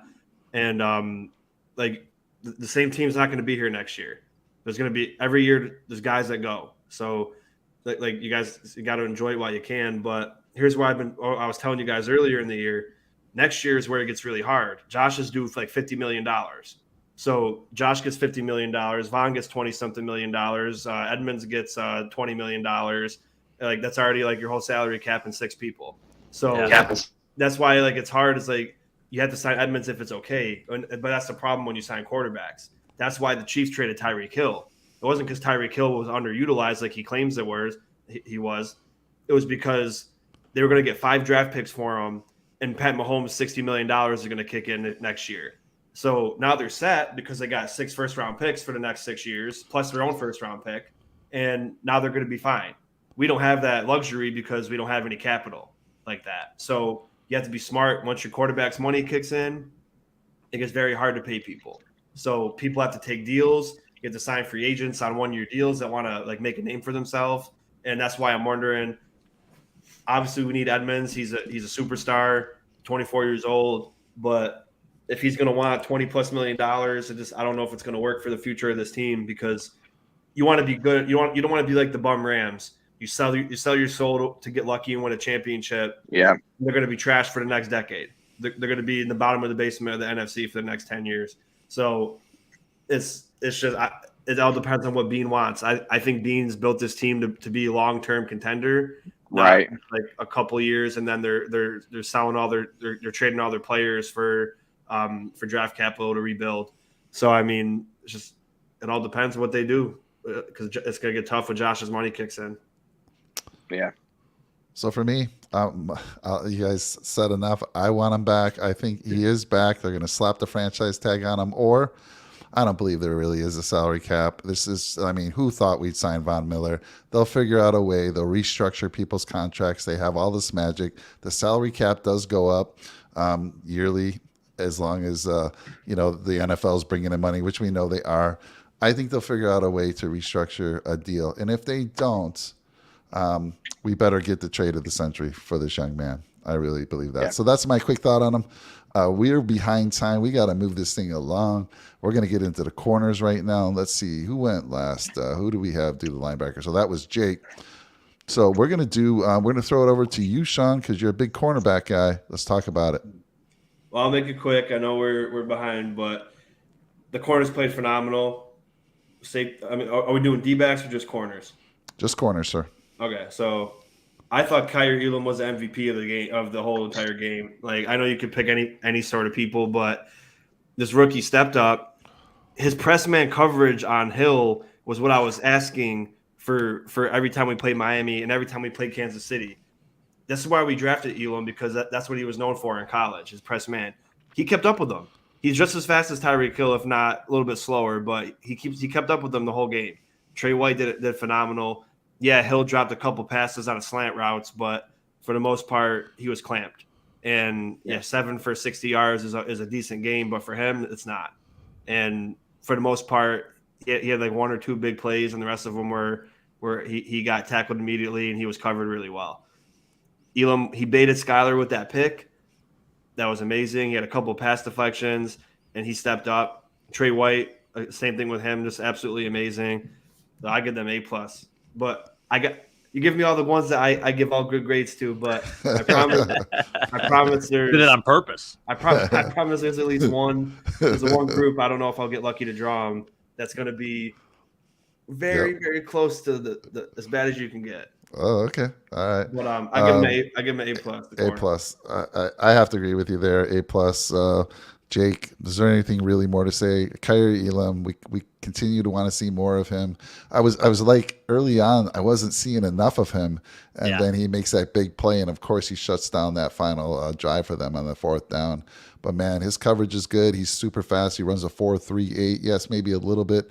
I think Tyree used to run a 4.29. Maybe he's not as fast as he once was, but Kyrie just keeps getting better and better. So love that we have that. Trey White, good game there. Dane Jackson. So you look at the numbers, it speaks for themselves. They pretty much shut down that high-powered, those wide receiver group, shut them down. So Taron Johnson there too. Nice punch out on Jalen Waddle. I thought he played awesome too.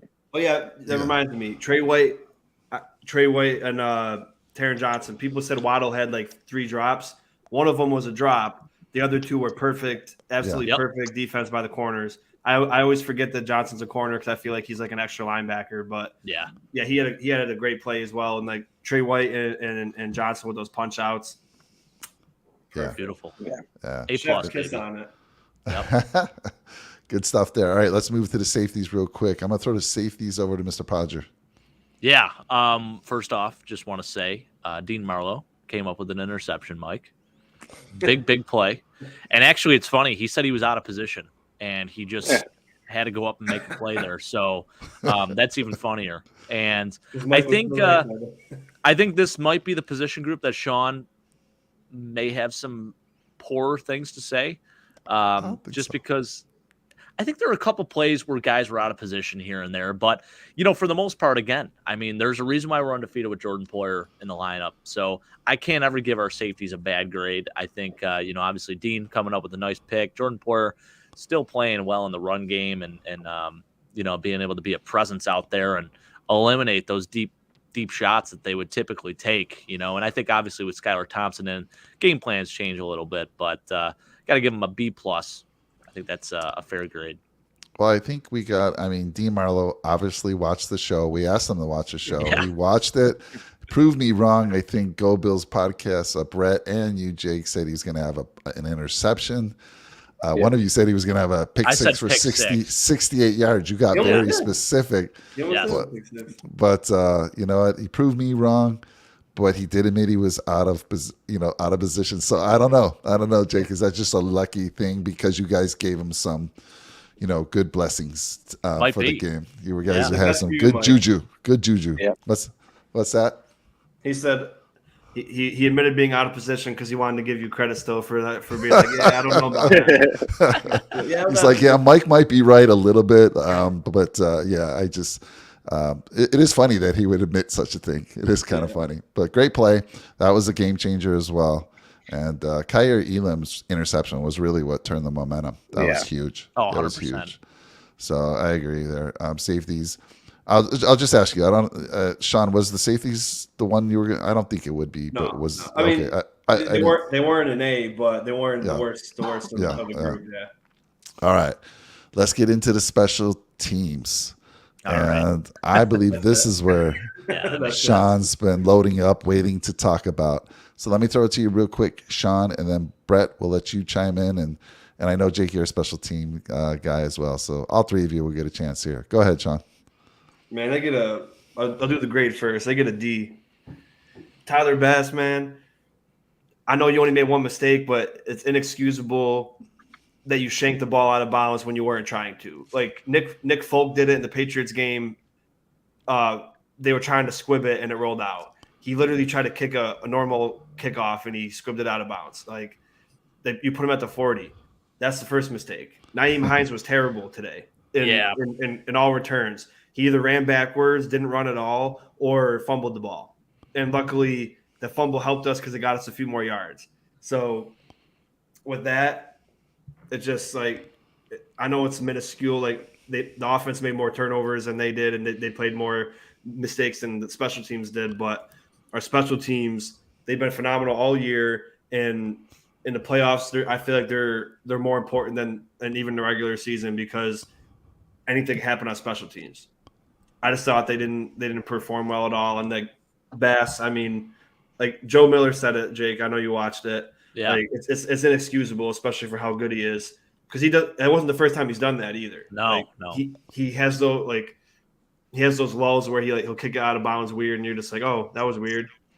But it was 17-0, and then he did that, and then everything started. That started everything. Yeah, everything started that because they got field position. They're probably like, okay, all they gotta do is get in the field goal range, and then we'll get some points on the board.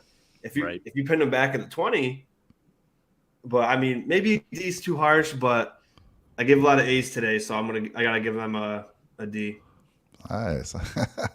You could argue probably a C in the C range, but I'm gonna be the bad teacher and give him a D. Yeah, I mean the Bass thing was interesting because it was like after the ball had fallen off the tee, right? And I always wonder if a kicker's running up, if that just happened and no one's holding it because the ball did fall off, right? He was about to run up and kick it, fell off. He reset things, so you think that's got to be in his head. He's running up there. Is it gonna fall?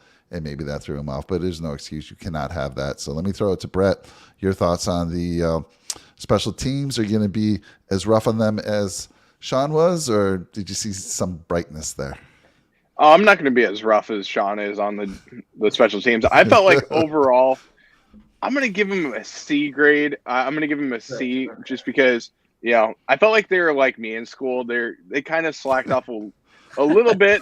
They were good at times. They slacked off. I was good in one class. I wasn't good in all my classes. My dad would probably say, God, no, I was horrible in every single class. So you saw my report card. I faked my way through college pretty much. And the only way I got through was by forging his signature, which is kind of illegal, but shouldn't say that. I shouldn't say that. Crazy admission here on that. Oh, he knows. Wow. He knows it. But no, I'm going to give him a C overall, though. I really did like what Sam Martin did in the game. I felt like he had a really good game. I felt like Tyler Bass, other than that kickoff out of bounds, I felt like he had a good game. The 2 field goals that he had. Nyheim Hines, kickoff returns, I felt like he did a really good job. I just felt like the punt coverage overall was not that good.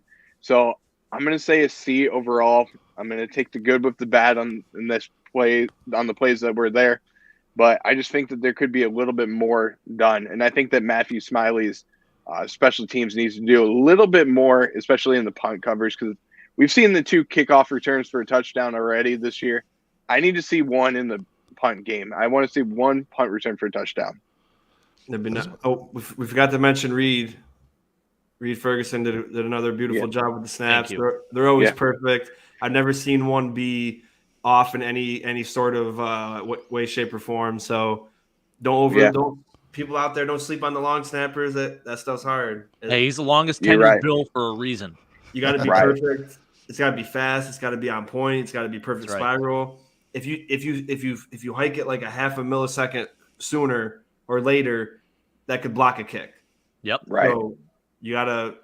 I give them, and like you said, Brett. I even forgot Sam Martin. He did an awesome job with the punts, but I had to be evil because I don't want people out there thinking I'm just an A giver. So C is very fair, but I gotta give him the D. You know what, Shawn? You know what they're missing? So we have high expectations for our special teams, but we are missing one of the best special team players in the game, and that's Mr. Kumaro. And I know you love him, and I know you're glad we kept him, but we're missing him. We're missing him big time. Oh. That's just a little inside joke, folks, for watching this show afterwards. Yeah. We lost Isaiah Hodgins over to the Giants, and the guy's just going off over there, and we could have kept him. Back in the, I forget what week it was. We were talking about Kumaro. Why are we keeping special teams over these talented players?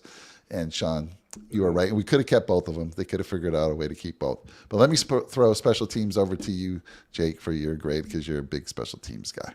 Yeah, I agree with what the guys said. I think just punt return wise, I mean, Nyheim Hines dropping that punt return, that was awfully scary. The Tyler Bass kickoff, that gave them momentum. I think a C is a fair grade. I'm not going to say it was all bad. There were a couple of nice kickoff returns. But yeah, across the board, I mean, long snapping, A+. Punting, I'm going to give that an A. Kicking in general, I'll give it a B-, minus the kickoff. The field goals were good.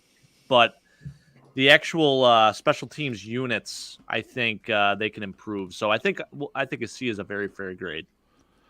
You know what, Jake? You know what would be fun to see is a long snapping contest at the Pro Bowl. Like they have a contest where the long snapper, he has to hit targets, see who can snap it the furthest and hit these targets. I mean, yes. NFL, if you're watching, Jake would love to see something like Bring that. Bring it. I mean, they got kick-tack-toe, so you might as well do some long snapper work too. Come on. I feel like Reed's a snub in the Pro Bowl every year. Like he's always like a seventh alternate. I'm like, are you watching our games? There's no way he's not.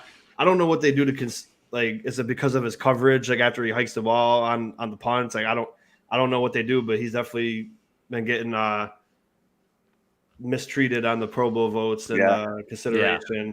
They used to just send the same snapper that of the kicker who was voted to the Pro Bowl, but they've since done away with that. Yeah. So now it's different, and he should absolutely deserve some recognition for it. I do want to give another guy credit on special teams, Bernard.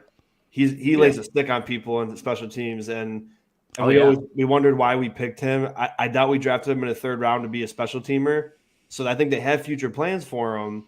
So I think they use him as a safety blanket in the event that they don't keep Edmonds. They want to see possibly what this kid can do, or maybe he's going to be a lifetime special teamer for the Bills. But I thought he did great. He made a lot of great tackles, and he hits hard. So just want before I forgot him. I like that. Yes. Yeah. So sorry, Mike. I want to say one more thing. I've got one more thing I'm going to say that we're not even talking about, and this is something that I don't even think anybody talked about. This was the battle for special teams that the Bills wanted. It was a battle between Blake Ferguson and Reed Ferguson, and Reed Ferguson had a phenomenal game. So I just want to say that the brotherly love was felt in this game, and I think that Reed Ferguson only has one loss to his record against his brother overall in his career, and that's going back to like high school and everything else too. So really loving it. So wait, is Blake Ferguson on the Dolphins? Yeah, he's the Dolphins' long snapper. They both are long snappers. Yeah, they're both long snappers. So it was a battle of the Fergusons. How crazy love that, is Brett. that? Hell yeah, brother. Oh, good stuff there, Brett. Yeah, awesome. Well, let's wrap it up with coaching. Coaching grades. Talk about. Let's start with go around the horn here. Jake, you first. Your coaching grades for that game. I'm going to say C+. Just the questionable timeouts, on the delay of game penalties and when the clock's running down and then using the timeout at the end of the half. And there was just a lot of weird things. I just don't understand it. And, I love Shawn McDermott, but there are some questionable times, whether he calls a timeout, whether he doesn't call a timeout, it's always one way or the other with him. It's never, I feel like there's never a clean game where it's like, everything is just handled the right way. We're always left questioning these things. So yeah, I'm going to give that a C+, between him and Leslie Frazier and Ken Dorsey. All right. Brett, you're on mute, Brett. Sorry about that. I muted it because my dog fell off the bed and I was laughing so hard because it's so funny. It was unexpected. She's sleeping and she fell off the bed and I'm laughing so hard. I'm going to give Shawn McDermott I'm going to be skeptical on him. I'm going to give him a B-. I felt like there's times, especially when there's times where there's decisions that could have been made. His decision-making wasn't the best overall. There's a couple of times where I would kind of question it, and I know we talked about it in the group chat. There's one where he took a timeout, and it could have been a stop for us, and he didn't take it. And then there's also, I think it was the play where we could have had the ball at our 28, and then was it the play where we took the timeout? Yeah. And then we kind of screwed ourselves in the foot. Felt like that was one of the things. So I'm going to give him a B- in his grade. I felt like Leslie Frazier had a really good game plan in this game. So I'm going to give him an A-. Really liked what he did. Ken Dorsey, I'm going to give him a B overall grade. I liked what he did at times, but I felt like there's times that the execution just wasn't there. So I'd give him a little bit of the blame for the execution of the plays. And I felt like the turnovers have been a battle all year, and he needs to say something to Josh. Him and Joe Brady need to say something to Josh just to say, listen, man, don't force it there. Don't take what the defense gives you. Take that little dump off. Take the time off the clock. And, you know, there's times where we're up by 10 points, and all we need to do is just chew clock. And that's going to be the way that we chew clock. So I got to give him a B. I got to give Matthew Smiley a grade of a C. And I didn't love what they did. I felt like there was times where we could have been better. But overall, I'm going to give the whole entire group a grade of a B plus because I liked what our coaching did overall. But just a couple things that we need to take with a grain of salt and we need to get better at. And I think it's the whole entire emphasis on the team. And I think we need to be better for next week against Cincinnati. All right, Shawn, bring us home, man.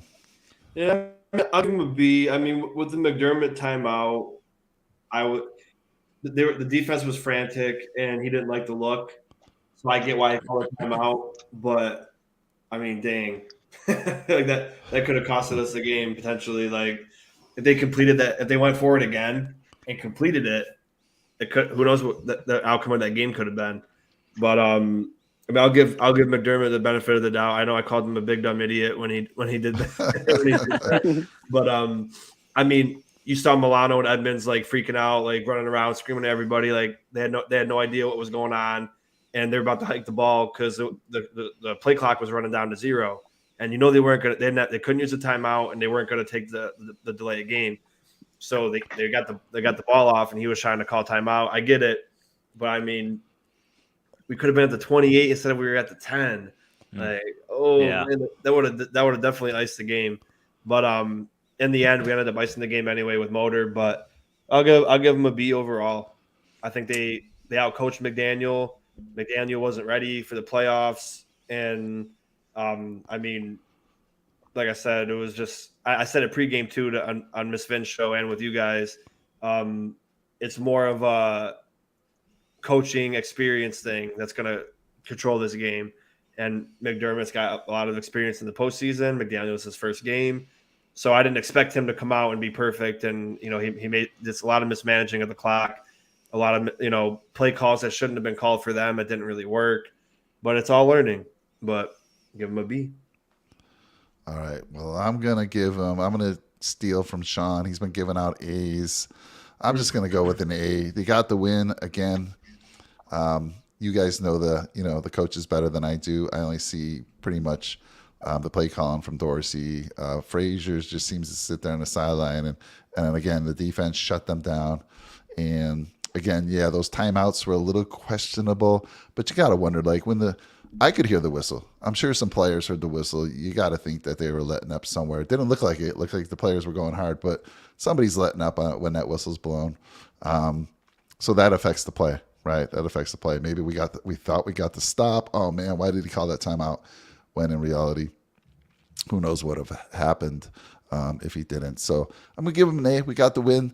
Let's move on. Let's go to we got Cincinnati coming. I think this is the game everyone wanted to see. I think it's the right game. I'm glad the Bengals, as I said a week or two ago, they are a team that I'm pulling for if the Bills don't make it. And now that the Ravens are out, because I can't say that if my son sees this, now that the Ravens are out, it's the Bills, then it's the Bengals for me. And we have a lot we're going to talk about on the pregame show this week. The whole panel will be back, and we'll just have to figure out a time, whether that's Wednesday night or Thursday night. So we'll be talking. But closing thoughts, throw it to you, Shawn. Tell the folks how to get to your channel. And closing thoughts for you, buddy. Well, thank you guys for letting me on again. And I know we could get talking, so I apologize for all three of us, Mike. But you can find me on YouTube at Red, White, and Bills. Trying to get to 300, and I really appreciate all you guys. Couldn't be here without any of you, as well as the subscribers to all three of our channels. It's really awesome. You know, we just love your engagement. So never be afraid to comment. And if you guys, I'm sure we'd be down for a call-in show again. So if you guys want to jump in, I mean, we would all love that as a panel. So again, thank you guys, Mike, Jake, and Brett. I'm sorry I seem really tired, but it's also really hot in this room, like I said. So it's like sweating my ass off. But You got to be dying over there, man. What is it, yeah. like 79 degrees? Close to like 76, 77. Oh my gosh. Ooh, God bless you. But yeah, I mean, this is awesome, guys. I mean, you want to play? We want another playoff game. I mean, McDermott is now 4-4 in the playoffs, and Josh is 4-3 in the playoffs. I mean, let's keep it going. Let's make him 7-3. Get a Super Bowl ring. You got to start one way or another. You got to win the game. Yeah, it might have been the worst. It could have been 2-0. You won the game. Now you got the divisional round. And what people, I know I'm going to ramble now for a couple seconds. People think, oh, you guys turned the ball over last week against the Dolphins. You got no chance next week. You understand that it's a week-to-week league and it doesn't matter. So if you got blown out 60-0 the previous week, and then when you go win 60-0 the next week, it doesn't matter. So yeah, we turn the ball over. Now, what if next week the Bengals turn the ball over 3 times? We don't turn the ball over at all, and that could happen. Yep. I'm not. I don't look at any. All I worry about last game is we won. Okay, we won that game. We just talked about it now, and then like the players say, 24-hour rule. Ours is extended because we did the show Monday, but we enjoy it and talk about it now. And then now tomorrow it's like, okay, now it's Bengals week. We got the win. We're in a divisional round again for the 3rd year in a row. So let's get to the championship now for the 2nd year and a second time in 3 years. Let's do that. Yeah. Let's go. Brett, closing thoughts. Tell the folks how they can find you. They should already know this, but tell them how they can find you, and then closing thoughts, my friend. Well, first of all, I want to take a moment to say thank you to all 3 of you guys. I appreciate Shawn. You've been a longtime friend of mine, man. I appreciate you so much. I'm so glad to be working with you, buddy. Jake, awesome stuff, man. I really love everything that you guys do on the Nickel City Mafia as well as Red, White, and Bills. Looking forward to great things coming forward. I know each and every week we do the show, and we do it for the fans. So that's the most important thing. We love you guys. Each and every one of the Bills Mafia members, whether you're a Bills Mafia member or you're a fan of any team in the NFL, we love you guys. And don't forget to like and subscribe to Jake, Mike, and Shawn. I can't even think of his name because I'm looking at his Red, White, and Bills thing here. But don't forget to like and subscribe to these guys because Red, White, and Bills has some amazing stuff. He also has a Yu-Gi-Oh channel as well that he's doing too. So don't forget to go over to that Yu-Gi-Oh channel as well and like and subscribe to that as well. It's Yu-Gi-Goto? Is that how you say it? Almost to 20. We're at 24 right now. Almost to 25. Let's go, baby. Let's get it to 25. Yeah, let's get to 25. I had I know I'm interrupting your closing thoughts, but for the people that do watch the Yu-Gi-Oh channel, Yu-Gi-Goto, I got from my friend that I met on YouTube in a Yu-Gi-Oh channel. He sent me like a mystery box of a bunch of cards, and I opened that up like last week. But I try to like wait a few days to post so I don't have like everyday video because the cards cost money, and like I want to spread them out a little bit. So I got a cool mystery video coming out probably tomorrow. So nice, sweet, man. Watch it. Awesome. I'm gonna stay posted on that. I got a couple kids with YouTube accounts that love that stuff, so you might get to a couple more. You might get a couple more tonight for sure. That'd be great. I got you, man, too. But guys, I really appreciate you guys. Mike, you keep the show running as always. You have great slides. I know we didn't do the slides today and everything, but man, you keep the show running. You keep the 3 of us under control because we could be talking for 24 hours. We might do that 24-hour show before we even get to the Super Bowl. So that marathon show might happen very soon. But I appreciate you guys, and for the Go Bills podcast viewers, you can find us on YouTube, Instagram, Facebook, TikTok, and Twitter, as well as on our website, gobillspodcast.com. We're doing a ton of things on our website, so we're putting up our upcoming shows and stuff like that we have on there. We'll also have some things for fans as well, where we're going to do different photos from fans around the stadium. We're going to put that on our show so that we can get to know some Bills Mafia members as well. So we're going to have that going on. And then we have a new blog that we're going to be starting very shortly too. And I would love to have Jake, Mike, and Shawn. If you guys want to, you can go on there and do some blogging on the website as well. I'd love to have your input as well. Awesome. I love it. That sounds great. Closing thoughts from you, Jake? Yeah, hell of a show, boys. We did it again. We are about to eclipse the 2-hour mark, which is great. So hats off to that. We just love talking football. It's been a pleasure as always, guys. Just really happy that we got the win, and it just feels right that we're going to be able to take on the Bengals here and really, settle that whole dispute, because I don't even want it to be a question, whether the Bills would have beaten the Bengals. I think it's time to get that work done, and let's get a big win on Sunday. Awesome. I agree. And I want to say appreciate all you guys. Shawn, Brett, you guys are fantastic. Love having you on. And Shawn, don't worry. I know what to expect when I got the panel up. I know it's not going to be a 20-minute show. I full expectations when we do a panel show. I tell the wife, she goes, how long is it going to be? She always asks me that question. And I said, I don't know, honey. Could be an hour, could be 2 hours, could be more. It really depends on the guys. You just never know. The office scene where Jim's giving Dwight the business. He's like, could be like 2 months. Like, yeah, 3 months. Like, that's a possibility. 3 months. It's like, Yes. There's no time. I appreciate all you guys. Really do. It's fun doing this show. Would have wanted any other way. For Nickel City Mafia, we're gonna have we'll do the pregame with the boys here. We're gonna have a divisional panel show where we talk about who we think is going to win in these divisional rounds. Some of the guys give some betting tips, it's a fun show if you check that out. And then we got the golf show. I think it goes off here in about a half hour. Rick and Tony doing the 5 or 6 golf show. So that goes off tonight. So Brett, you were funny, man. Last week he goes, what's going on the Nickel City Mafia channel? Did someone hack you guys? There's a golf show going on. What the heck is happening? Yep. So I appreciate you looking out for us. That was funny. I got your back, man. Hear that, man. I really like it. Appreciate that. Good stuff. And I got to tell you guys, man, I'm hoping it's ready for our next show.